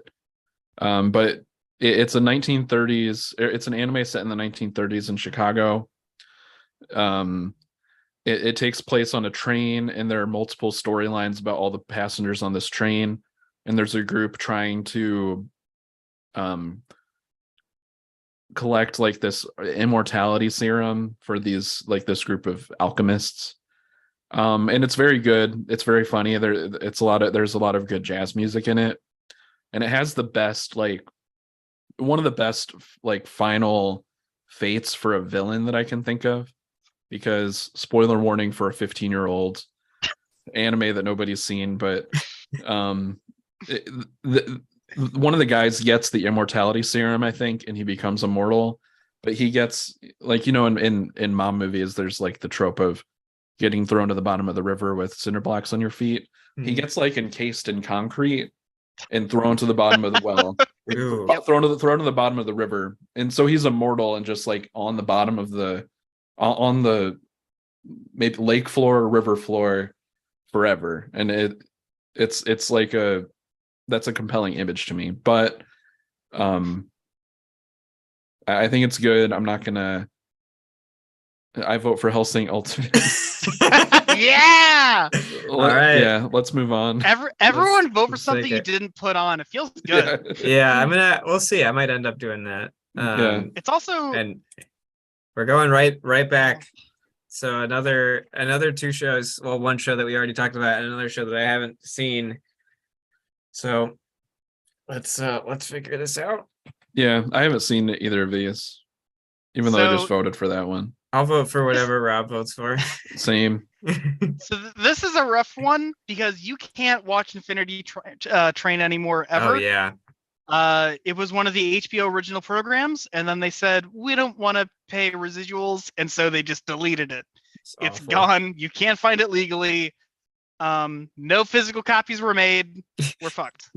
But it's a really interesting Monster of the Week type show where a bunch of individuals of very different ages, locations, and deals wind up on this quote-unquote infinity train. And so each train car is basically a whole separate world, and they kind of have to deal with their own Monster of the Week segment from there. And the whole point is they have to figure out how to get off this train. And that's how it starts. But eventually you kind of meet and discover other people who are on the train and the lives that they live going from quote-unquote train car to train car. It was a very interesting series. 4 really cool seasons. I'm probably going to vote for this because it has been obliterated off the face of the earth. And there's, I don't know. I feel bad. God rest its soul. You can probably find it for free online now. Yeah, it sounds really cool. I want to find it. You and Allie would probably really like it. I think it definitely sounds like we would. All right. Well, even though it doesn't really exist anymore. Yeah. I mean, it's Rob, you're going with Infinity Train? I'm going with Infinity Train. Right. I love both of these, but as crazy blood and violence as there are other shows like it, and I'm going with Infinity Train, in which there is nothing else. That's a good criteria. I'm gonna vote for Hellsing Ultimate, just to bury Infinity Train even more. Okay, Joseph, you're the deciding vote. I'm voting for Infinity Train. I'm bringing it back to life. Wow, beautiful! So, just like the vampires of Hellsing. All right, and we are gonna move on. We got B. It's interesting how close these ratings are together. Yeah, these two shows are like. Well, most of them, even for the ones that Yeah, even the I mean, previous ones. everything is definitely in the range of 7 to 9 or 7 to 10. None of them are 10. I don't think there's any IMDb scores that are 10, but yeah, like all of them are pretty much in like the 8 range because we like good shows. Yeah. Although I haven't seen either of these shows, so I'm gonna leave it up to y'all's to figure this one out. This can't be me again, can it? Well, I put Paranoia Agent on my list as well. Yeah, But yeah. I haven't seen BNP, being Puppy Cat. BNP. BNP. Oh my gosh. Being Puppy Cat. I guess I'll pitch for Being Puppy Cat. Okay. Being Puppy Cat is this very, very.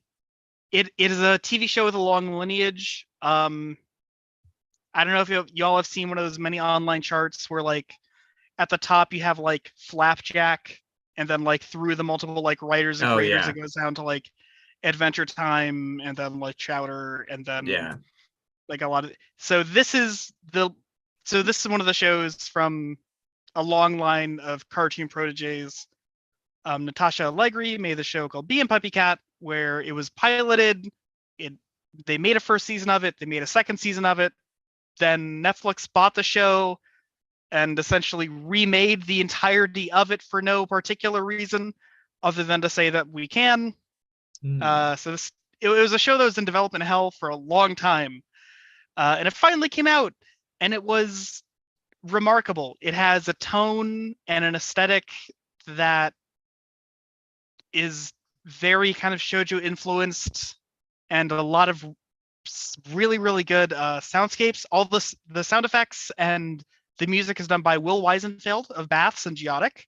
Nice. And it has a very kind of happy-go-lucky monster of the week type deal at first, and then as you go on, you start to learn why B is named B and just seems to be kind of lazing about and never aging, and why there is a puppy cat, which is a dog and a cat. What? That's not a thing. Why is that? And you start to go around and learn that everyone's lives are a bit more interconnected than anyone has really realized. And it is a show aimed at a younger audience, but it is also a show clearly written by people who are closer to our age and have a lot of, I don't know, interesting views on things and interesting ways to live. It's neat. It is a show with characters that feel like people that you would meet in real life. I like it. Yeah. It sounds Take a look. Sounds pretty good. Yeah. Is this one is available somewhere, right? Yeah, this one's on Netflix. It's getting a season 2. Check it out. Cool. It's easy breezy. Beautiful. Cover girl. All right, Luke, let's hear about Paranoia Agent. Okay. It's a psychological thriller anime series. It was created by Satoshi Kon, who made one of my favorite movies, Perfect Blue, and also he made Tokyo Godfathers and a couple other movies. I know that one. Yeah. And Anime actress on Paprika. Yeah. And the story is about a serial killer who they call Little Slugger because he's like this. He appears as like a kid on roller skates with a bat, and he beats people's heads in. And so every episode is about a different person who was affected by this killer, and it's hard to go into it too much, but you start to question, like, is Little Slugger real? Is Little Slugger like multiple people? And then these like detectives are set out to put a stop to him, basically. And then later on, there's more themes about like what makes something, like, if enough people believe in something, can it be real? Or like how it affects society. I don't know. It's hard to explain because I don't want to give too much away because I really like it. Go ahead.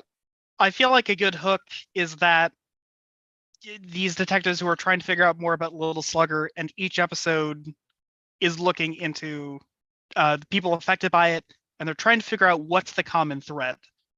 Yeah. And as they follow that thread, it leads them down more and more of an interesting rabbit hole than I think anyone could have imagined, especially coming from a master of animation, Satoshi Kon, who is no longer with us, but he left us some incredible works. Yeah. Wow. It also has one of the best theme songs ever, written by Susumu Hirasawa, an amazing musician. I love a good theme song. It is a good theme song. It's really good. We should judge only based on theme songs, maybe. Yeah. Paranoia Agent would maybe win. It would be Paranoia Agent v Better Call Saul versus King of the Hill. King of the Hill is classic. Really good. Yeah. This show had a big impact on me when I saw it like on TV when I was a kid, and opened up my mind to like what you could do with stories, I guess. But it's also just a really good mystery, and like all of his stuff is very interesting psychologically, especially the more like thriller ones. And I think it's definitely worth watching. So I'm voting for Paranoia Agent. It's also available again. That's good. It was not released in the US for a number of years. I walked into a Walmart and bought a Blu-ray copy like a couple months ago. Nice. It's out there. Yeah. It's on YouTube too. So Luke, your vote's for Paranoia Agent. Rob, what are you gonna say? I gotta go B and Puppy Cat, but if only because Paranoia Agent is not Perfect Blue. God, I love Perfect Blue. That's true. It is not that. Talk to me. It is. It's different than the other thing. It's different. I wouldn't. Paranoia Agent feels more anthology series wise, and his films feel way more concentrated. Not concentrated. They feel more. Yeah, this kind of hits on something that I don't like about TV, is that I think a lot of TV could be movies. And yes. Paranoia Agent could have been a movie and been better. How many episodes is it? There's like 8 or 10. It's not a lot. It's not long. It's one season. It's something I do. And another thing with that is Paranoia Agent.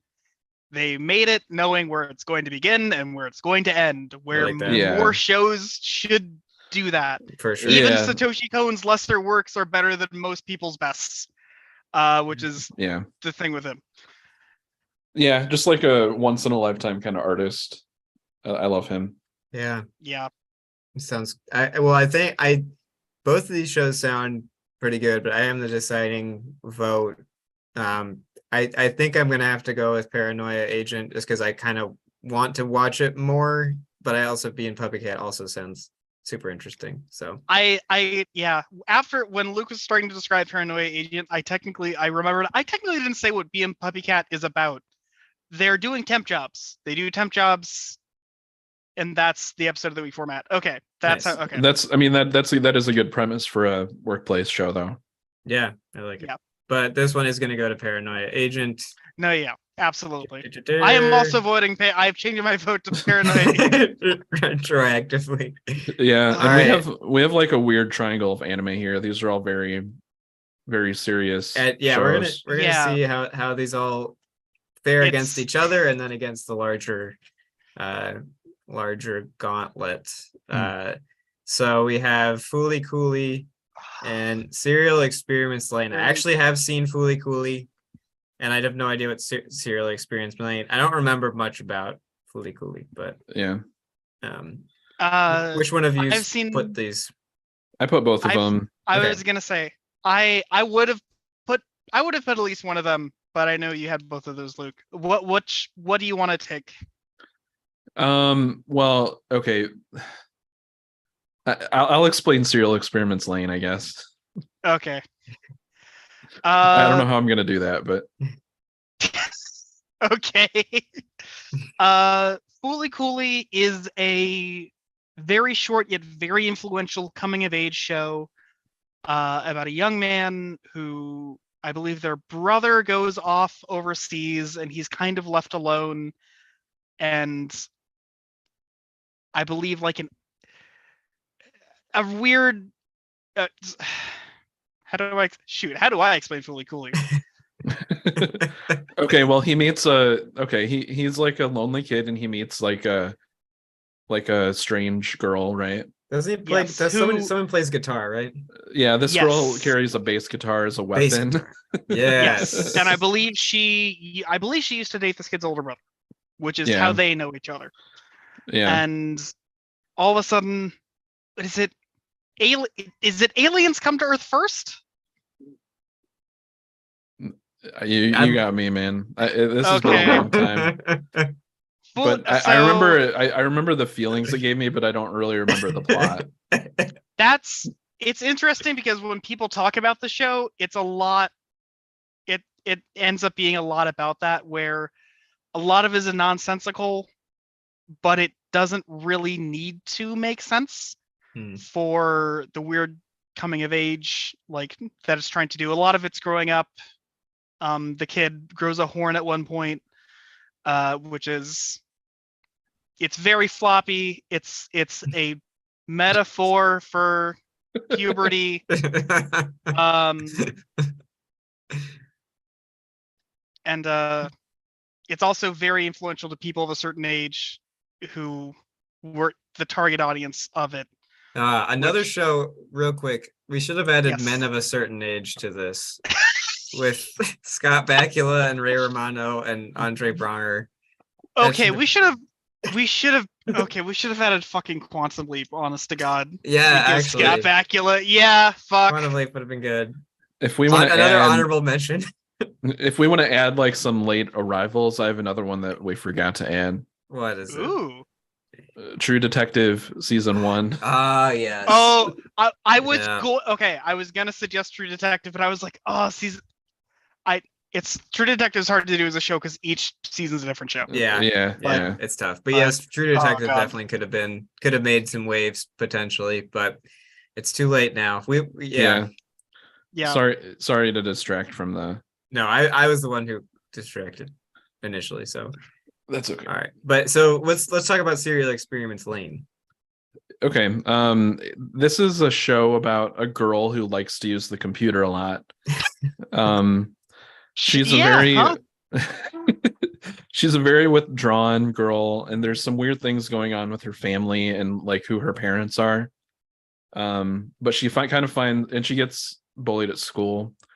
And she finds solace in using the computer. She gets a new computer. Her dad is like a computer engineer or a software engineer, and they get a new computer for her room. And then she starts to delve into this like online world of shady dealings and the art, like the technology, like the design of the computers is amazing, and basically it's just about her getting to the bottom of like who she is and like what these organizations online are.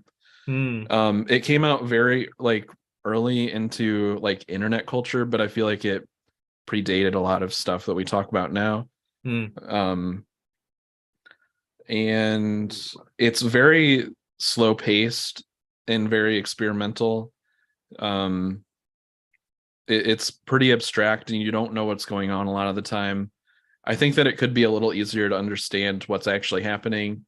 But it also kind of like, it's like a couple things happen in the first few episodes and then like basically nothing important happened. Well, I don't know. Not a lot happens for a while. And then it goes like, then it goes from like 10 to 60. But it's really good. It's really interesting. It has like I said, it's very experimental. It'll just drop like little YouTube documentaries into the show before YouTube existed, like basically like archival footage of like explaining like I don't remember exactly, but like the origins of government programs and stuff, and like trying to, it's like an Adam Curtis documentary if you've ever seen those. It's very good. It's ambitious. And it's hard. There's nothing else like it ever. So I don't know if you want to add anything to that, Rob. I have been like chomping at the bit. Serial Experiments Lane and Fully Cooley feel like two sides of very similar coins. They're both about kind of growing up an identity. Fully Cooley more on the loosey-goosey type kind of way, with traditional sex, drugs, and rock and roll, except it doesn't really have sex, drugs, or rock and roll. And Serial Experiments Lane is... But also, I cannot stress enough how influential both of these works are, not only to anime, but also works abroad. And Serial Experiments Lane feels like someone has been touched by Apollo to predict the way internet culture is. I know a lot of forums and modems were popular in Japan than they were in the West. They were early adopters, I guess is what I was saying, or trying to say. And so everything that in each episode focuses on one separate aspect of the internet and how it relates to us culturally, through this character Lane. And they also kind of double as, I want to say, X-Files episodes in ways, where it is sort of monsters of the week, but every monster is kind of a weird piece of society that we don't really know about. Hence where kind of like the YouTube kind of essays come in, where there's an episode on aliens, and there's one on government programs, and then one on like essentially like an early like creepypasta. I'm voting for Lane because I'm just talking about it. I'm getting myself more psyched to rewatch it. Yeah, I'm voting for Lane too. I feel like Fooly Cooley is also very unique, and it has a very unique tone on a coming of age story that you don't really get, and I feel like it's very personal, but like it's just they're very different. But Lane is like, if I had to choose one to destroy from like erase from history, I'd have to choose FLCL. Yeah. So yeah, they're both very influential. They both have a lot of baggage. FLCL has easily the best music of the two. No, I mean the theme song of Lane is so good. No, okay, Lane's theme song blows out of the water, but as an overall score, I gotta give it to FLCL. I'm giving it to Lane. Don't worry. I've heard the Cyber Rave Mega Mix, and it's very 90s. So I love it. You're right. And also the theme song of Lane is just like a song from a rock band that's like a licensed song, so it's not technically score, but it's very good. It does own. It's really good. It's really, really good. And it's like 100 times better than Then all right. It's weird because it's way better than their other songs. Yeah. One of the only other shows that I've seen do that is Ergo Proxy, in which I think they literally licensed Paranoid Android by Radiohead. That's perfect. It's really excellent. Give him to Lane. All right, yeah. Go, Luke, go. Sorry, shit. It's just a unique piece of art. Like there's nothing like it. It's hard. I don't know how to explain the show to somebody. I mean, like it's not hard to understand these ideas, but it's a very weird tone. It's like more abstract than Twin Peaks Return. The things that it tries to associate together, it is incredibly grandiose. Yeah. And it is a show in which either it feels like it's a show where people have gotten lost in the sauce themselves. Yeah. The authors themselves have gotten lost in the sauce. Like you look at them now and they could have never have made this show today. Yeah, you just got to give it up to somebody who like pours everything they know into one thing and predicts the future. So you gotta give it up. All right. Yep. Let's go on to Serial Experiments Lane, and let's keep it rolling. Right. So we got two more shows that won their first play-in, and now they have to go up against each other. So this is going to be this might be another tough one. I don't know. We don't have to do this, but I will submit that I propose that we don't spend too much time talking about these because we just talked about them a bunch. Yeah, that's fair. Yeah, if there's any specific debates, but I've as people who have seen them, where are you leaning? I'm gonna vote for Lane. Yeah, Paranoia Agent is an underdog and it deserves to be seen by more, but I gotta go Lane. All right, Lane takes it. Moves on to the 64. All right, so we have completed prestige networks, comedies. We love to laugh, the laugh in, and animation. We are on to the other category. So let's see where we get. Lineups is nuts. Let's see what we get from this category. Okay, first up, 2 Netflix originals. We have Squid Game and Maniac. Squid Game, the popular quarantine hit from Korea.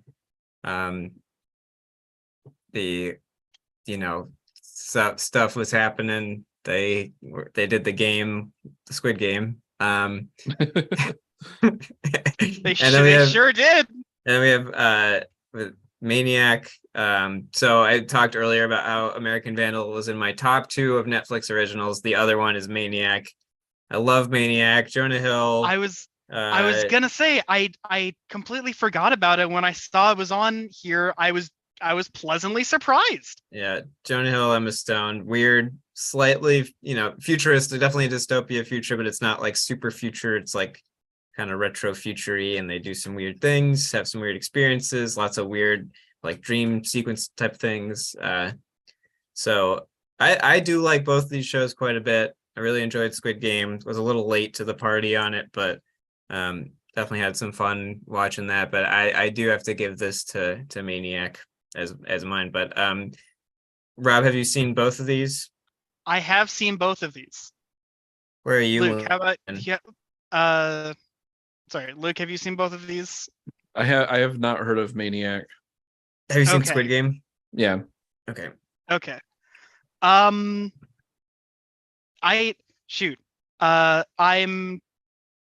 okay. Immediately out the bat, I'll leave it up. I think Squid Game blew up. It was a show that was trying to be made for 10 years, and it should have been made 10 years ago. It's Squid Game is essentially Danganronpa for normies, and if that sentence made sense to you, that's your problem. I don't know what that means. Thank you, Joseph. You're valid. Squid Game is cool. Was a lot of the nuance lost on American audiences who didn't look into the subtext or context of it. Yeah, South Korea is so much more fucked than we ever thought. Oh my god. It's rough. It's pretty bad. We're heading there soon. Don't think about it too much. Maniac feels incredible. Maniac feels like a show in which there will be a Squid Gamification of itself in 10 years. It is a show that goes into the dreams and minds of these people dealing with mental health issues as part of a trial. It has a very retro futuristic style. Yeah. I believe one of the directors or ongoing directors also did a lot of work on Atlanta with the incredible talented Donald Glover. Give it up. Yeah. Luke, I think if you had seen Maniac, you'd probably vote Maniac because I think it is the closest thing we have ever gotten to a live action Satoshi Kon. It feels very, very Paranoia Agent. The aesthetics are amazing. The aesthetics are so cool. Like the whole feel, it's a very much a show about like the feel and the vibe. And there's still an interesting story, but a lot of it is just kind of like this weird future, but it's not future. It's got like, some brutalist architecture and like old school like screens and buttons and stuff, and just great lighting. It is I keep going over what the shows are actually about. I keep jumping the gun. Maniac follows 2 characters, Jonah Hill being one of them. I want to say Emma Thompson. Emma That's Stone. not right. Emma Stone. Oh my God. Jonah Hill and Emma Stone, Yeah. as they each end up in this psychological trial for a new experimental procedure that allows people to go essentially into their own minds and help correct their own. It's like Dream Corp LLC if it was serious. I think we brought up what this show sounded like earlier. But eventually something starts to go wrong. And it is a very interesting piece on mental health and what we as a society do to deal with it, where it often stems from, and what we try and do to solve it and how we deal with it.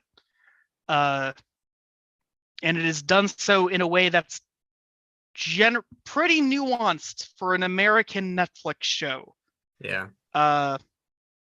It is a very quick, easy one season. It's a limited series. Yeah. So it is a limit. Very designed. It's a limited prestige series. Like beginning and end. It has the whole arc. Like it's not doing weird stuff. It's not trying to get renewed. It's doing like exactly what it wants to do. And just the music is incredible as well. I listen to the soundtrack like just probably on a at least weekly basis. Like I'll listen to one of the tracks because I just love it. It's emotional. It's cool and futuristic. It's great acting. I love Maniac. We should let's watch Maniac after this. We should definitely watch Maniac. I'm glad that you brought up the idea of it not trying to be renewed, because I think that a weakness of television in general is that they always have to be trying to get renewed. Yeah. And get more money and extend things as long as possible. Like it doesn't have to be that serialization is bad, but it can have some bad effects when it's mixed with capitalism. So I feel like I do feel like that could be a possible critique of Squid Game, because I think Squid Game could have been a great one season arc, but then they like kind of threw this at the end of like but like you didn't really I don't know, they could have ended it stronger. I was gonna say that too, because Squid Game has very high potential energy for being really bad. Second season could be that's the big fear. Yeah. He dyed his hair red. I mean, it was too red, I think. His hair was very red. He just didn't look as cool. He looked cooler before. Yeah. Yeah. But that's a fine. really good actor.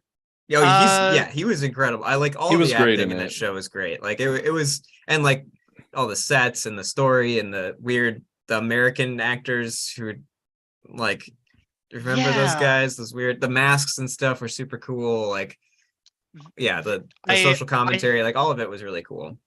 I think it's a show that we're gonna have to look at again with some commentary and context to really say what it was originally about. I'm really afraid for a season 2. Yeah. Again, it was an idea permeating for 10 years, so I don't think there's not some ideas happening there.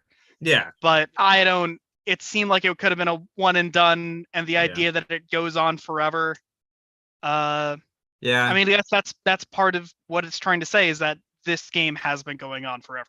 Yeah, I feel like there still are mysteries and unanswered questions that they could get into that could be interesting to dive into, but sometimes those things, you explain them, you over-explain them, and they're not as interesting as they would have been just left up to the imagination.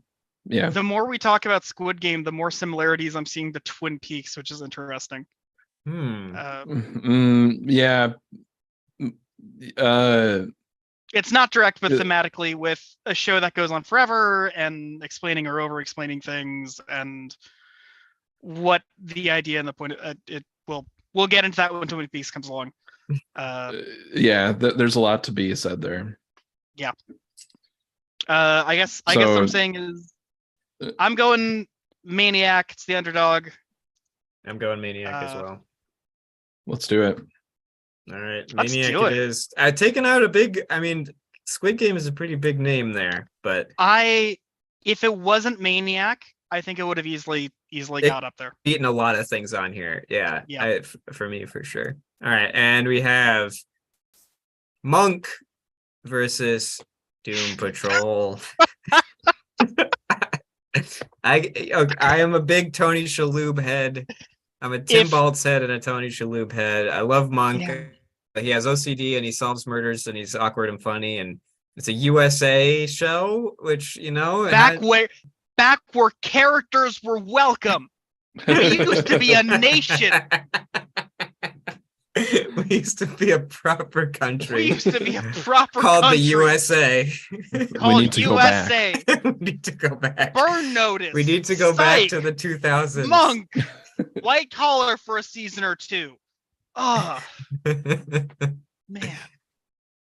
Yeah, no, my dad loved Monk. We would watch Monk at my dad's house all the time. Like, I've seen every episode. I'm a big Monk fan.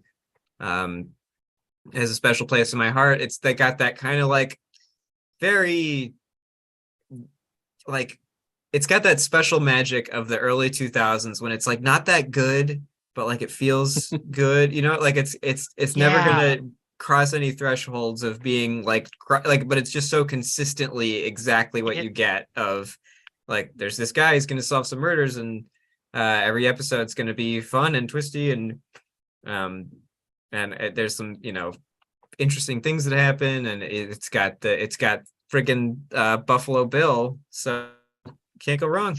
Yeah, Nine seasons, it's got everybody. Yeah. Things were just a lot different back then when you had just episodic shows that they had to just appeal to somebody who was flipping through. Yeah. Be a self-contained story for the most part. Mm-hmm. And just kind of be hard, fun. Yeah. It's hard to compare anything like very modern, like the new Doom Patrol, and then Monk. It feels like two completely different eras. Yes, yeah. I don't know anything about Doom Patrol, but I need to hear more. I have a few. Okay. Who knows about Doom Patrol? I know about Doom Patrol. Luke, do you know about Doom Patrol? No. Okay. Doom Patrol, I think over the past 10 to 15 years, aka a good half of my life, there's been a lot of superhero movies, been a lot of superhero media. And after a while, that stuff starts to get old. Feels like it's made for very wide appeal, lowest common denominator. I don't want to say lowest common denominator, but you can definitely take your kid to see Iron Man, or any Marvel film, and that's what they're meant for. I'm not saying anything against those films. My little cousin loves them. Took my little cousin to see the new Spider-Man last Christmas. Great. Doom Patrol is a film. Doom Patrol. Shit. A collection of short films. Is a collection of short films with commercials in between them. Doom Patrol is a show where Brendan Fraser says fuck at least 20 times an episode. I can't take my little cousin to see that. But it is also incredibly it's called the Doom Patrol because this is like the Suicide Squad but good. It's a bunch of found family freaks. They should all be dead. They all have superpowers. These are the people you send in when everyone else tried some dumb bullshit and failed. It feels very Dirk Gently, if that makes any sense to you. That means nothing to me. Excellent. Great. I also don't know who that is. I'm thinking of Dirk Diggler, but that's not who that close is. enough. It's very Hitchhiker's Guide to the Galaxy-esque zany. In which things do seem to happen, but it is kind of more about the emotions than the monster of the week specifically that happens with them.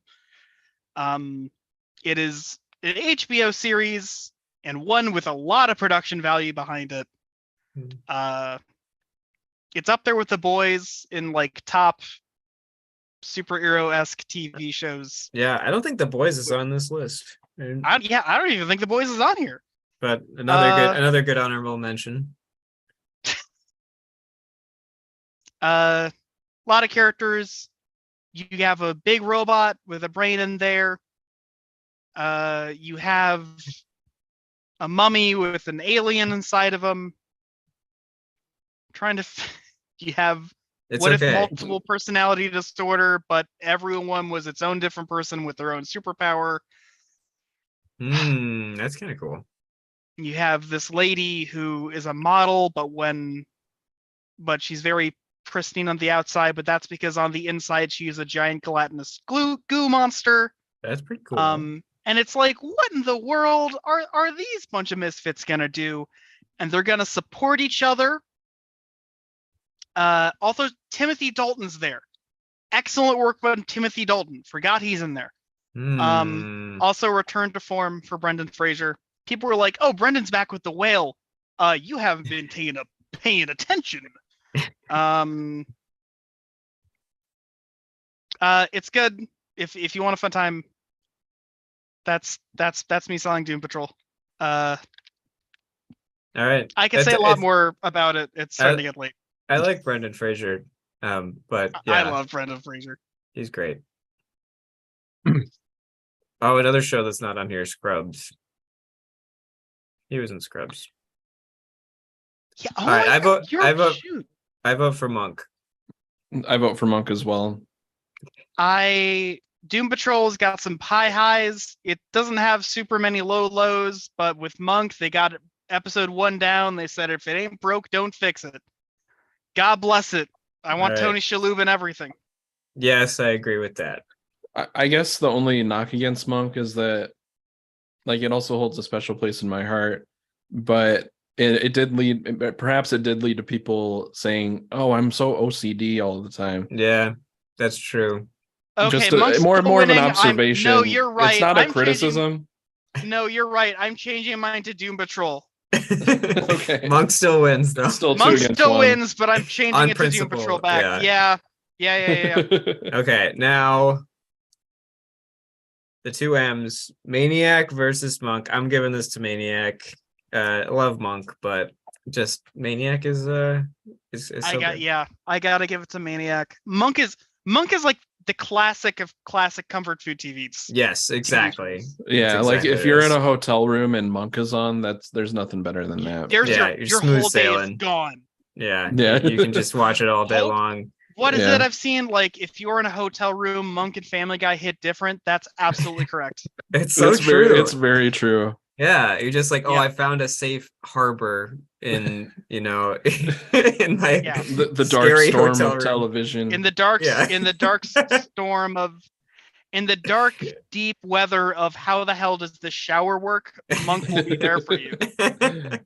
On USA. Characters welcome. All right, with that, RIP to Monk. Rip Monk. You lived a fair life. Now you're on the marvelous Ms. Maisel. Yeah, we gotta give it to Maniac though. Is the characters welcome thing like a reaction to reality TV at that time or something? I truly have no idea. I think they were it is like character driven. I guess so. But it's like saying Monk, like we have shows on here. Like I would hope so. Cameras welcome. Video cameras, moving pictures welcome. Yeah. Cinematography welcome. I think they're trying to sell themselves as like, oh, we got like some funny guys on here. Yeah, they're like a little quirky. A little quirky. Yeah, I think that's what they're going for. Yeah, they do all kind of do that USA guy face. Oh, it's such a big. Yeah, they're all doing the USA guy thing. I'm halfway between the DreamWorks face and Maniac. Yeah. Maniac. All right, we're down to our last play-in here. So we have 3 more matchups to go. And we're going to start with, this is going to be, I don't know, the Bear.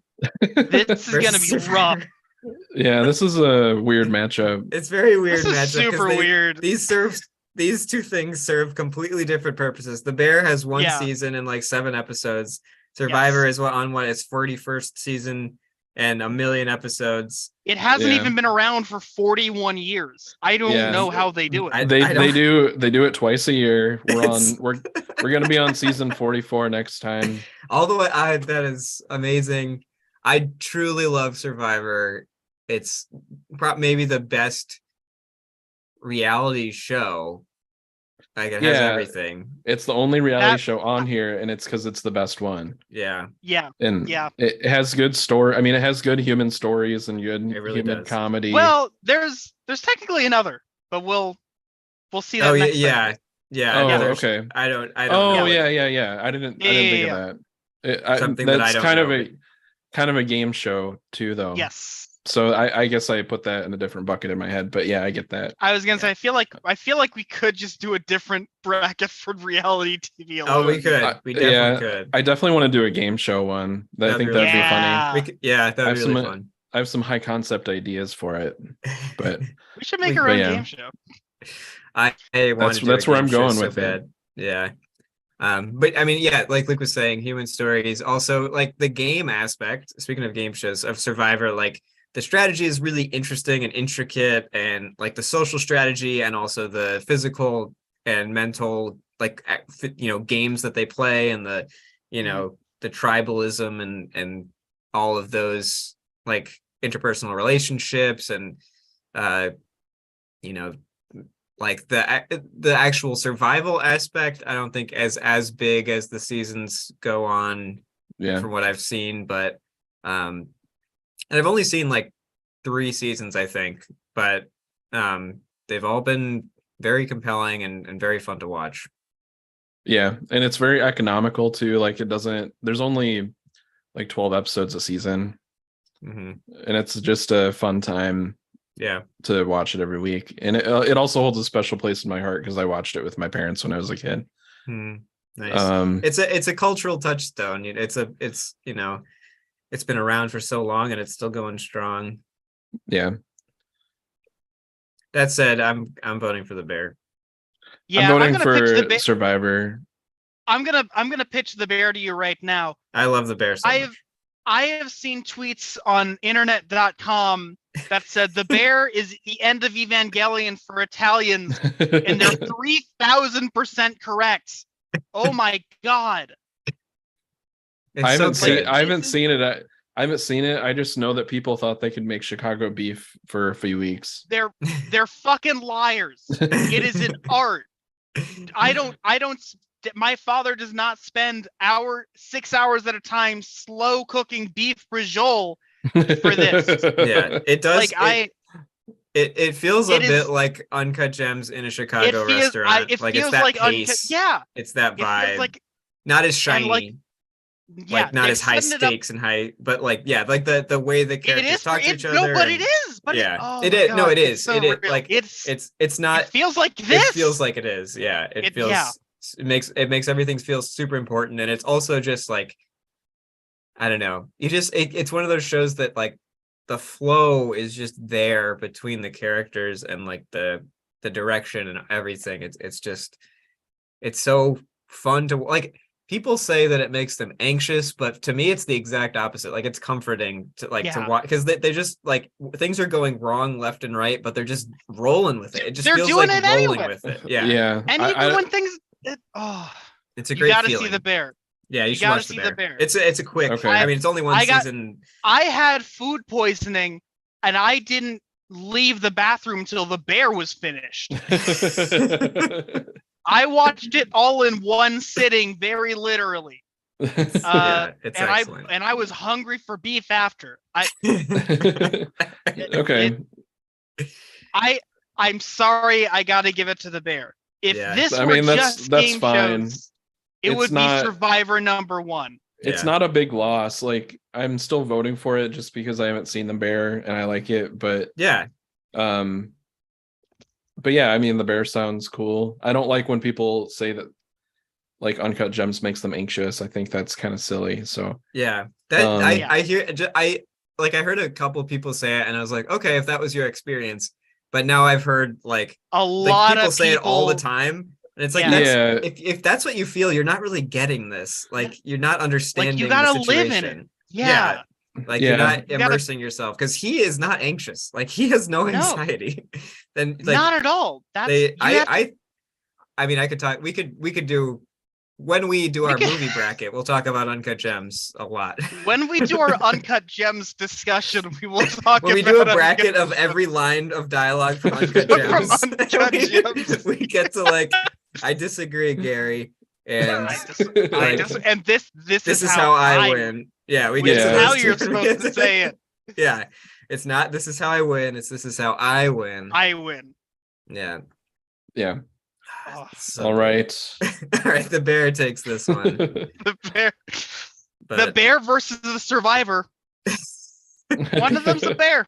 It's one of them's a bear. The bear's man versus win. Bear. Man, now that's a show. I'm just picturing they put a man and a bear and then they just fight each other.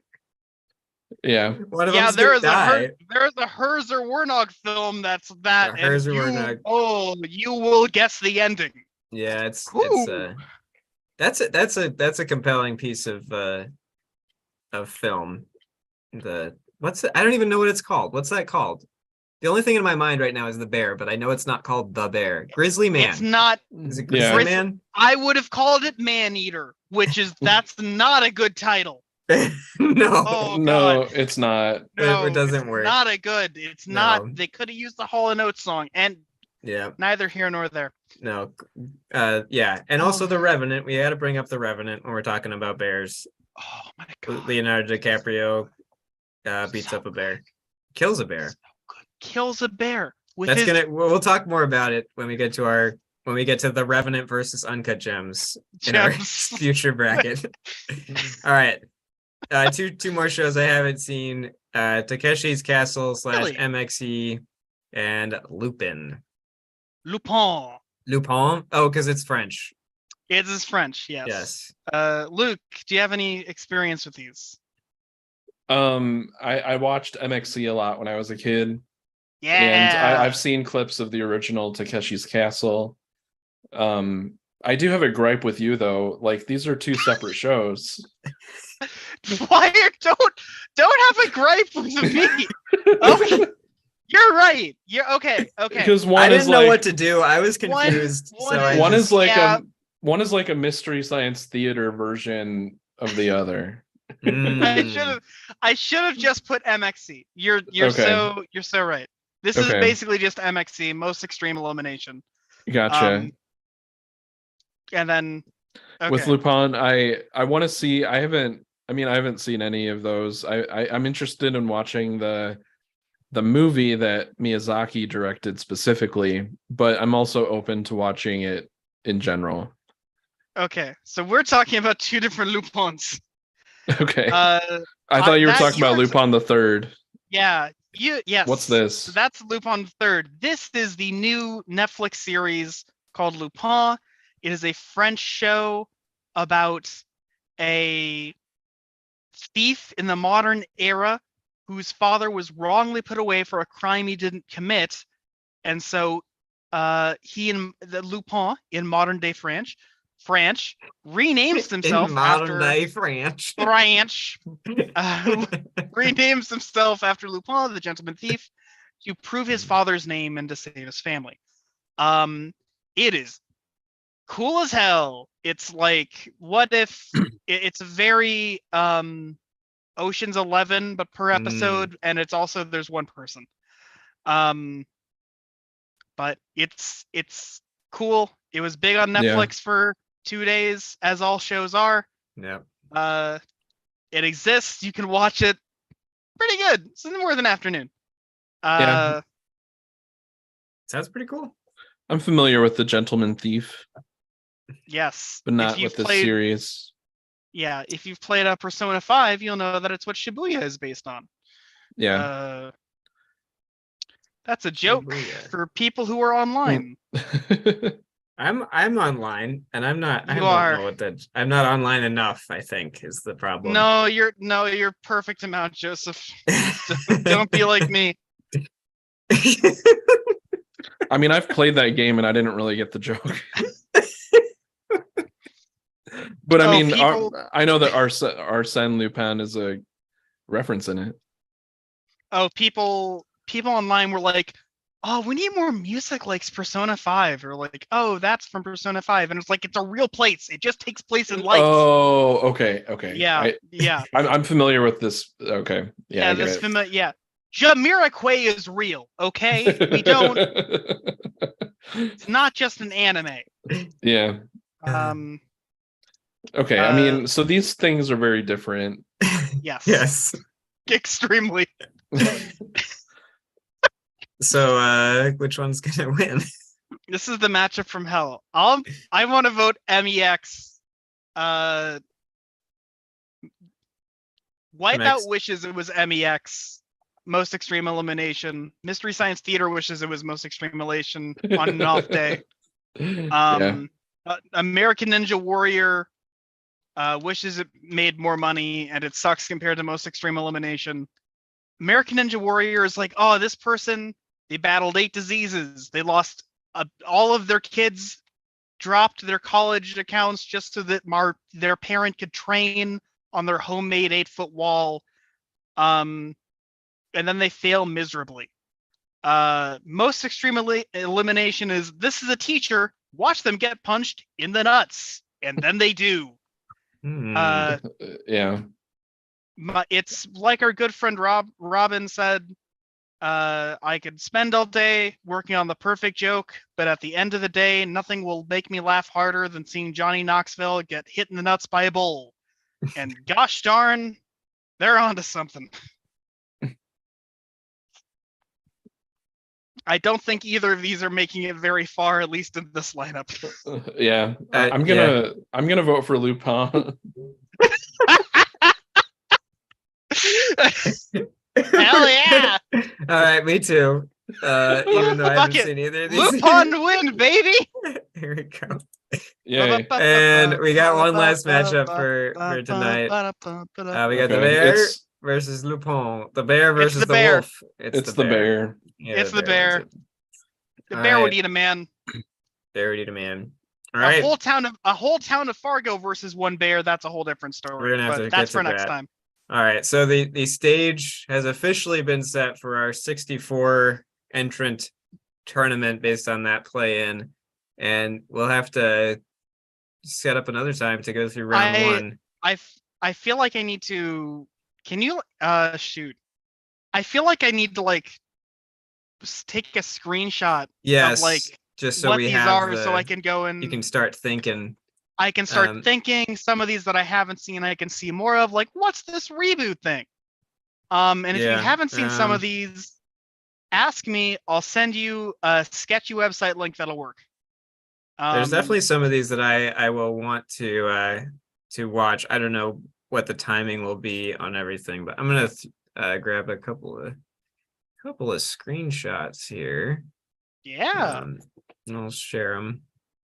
I got some people who would love to know how we arrived at this. I'm surprised more people aren't here. I was asking people what their favorite shows are, and I was like, ooh. Yeah, well, the fun part it's only just begun, because it's gonna get much more fun when we get into, like, all of those shows were the lowest ranked on IMDb. So not to say that they're not good. Some of those are, heavy hitters that could come in. They're making their way up. They could be some dark horses. Yeah, they could make it happen. But because IMDb score doesn't actually mean much, but at least in terms of, public perception and everything, we're going to get into some interesting matchups in this next round for sure. One last thing, I know it's got a little late, but I'm curious. So unfortunately, a lot of these great shows have been eliminated this round. Any of you, like you two, if any of your favorite shows got eliminated, like which is the one that you think that you're the most bummed about? Like any of these that are. I didn't organize this well for this, but any of the shows that like you really liked. I'll say for me, out of these ones, I gotta give it to Superstore. Is I was made sense that it was gone, that it had to go, but I just want to give a big shout out to Superstore. It's an excellent network comedy as those go. It does a really great job. Yeah. Great characters, great long-term good arcs. lots of well-written jokes, and it's a good time. So that's my shout out. I'm gonna give a shout out to Righteous Gemstones. I think it just got in a bad seed with Veep. I think those are two, like, Veep is a very highly regarded comedy that's that it's had a long time to develop its fan base, and Righteous Gemstones is still pretty limited. But I think it's very funny. Danny McBride is one of my favorite comedians. It's one of my favorite Danny McBride works, which is like, and again, Danny McBride, Walter Goggins, it's the vice principals back at it again. Yeah. Anything from you, Rob? We had a lot go down. B and Puppy Cat, I think, is the one that really, I didn't expect it to go far, but I think it's something that has a lot of legs. Not as big as some of the others, and it's accessible. It's available on Netflix. Nice. All right. Oh, and Interview with the Vampire. That show is nuts. Fuck AMC Plus. Pirate the shit out of that shit.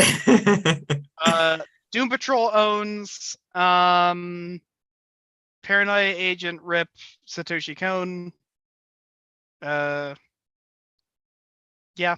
Oh, Hellsing Ultimate also owns most of these own. If you see it on here, well, these are all the shows that we wanted to talk about and that we chose. So theoretically, all good things to watch. But if you want to listen to like more unreleased paths, go put P and Puppy Cat on in the background and just kind of zone out. I'm definitely very interested to watch a lot of these shows that I haven't seen. So it'll be fun to dig through those. But that does it for our first ever live stream of TV Showdown. We will continue again and might actually try to do a real stream and actually promote it and see if we can get other folks to sit in. But I definitely wanted to do this kind of test run of, definitely a real part of the tournament, but not as we needed to get through the initial ones, so we're going to have some really good matchups coming up soon. So that's it for our stream. I don't think anyone was watching, but if you were, thank you so much for being here. We had a bot on Twitch that offered promotion of our channel for chatbots. That's that's something. That's something. That's how we know we made it. If you want to be scammed, go to dogehype.com. I already have it bookmarked. Wonderful. Well, Luke, I made you the host, so I can't actually stop this screen sharing. I because my internet was going out, and if I had gone out as the host, then the whole Zoom call would have ended. So I just made you the host before, but okay. You should be able to stop the screen share. Okay. Or not the screen share, the like live share thing. All right, I can do it from Boxcast.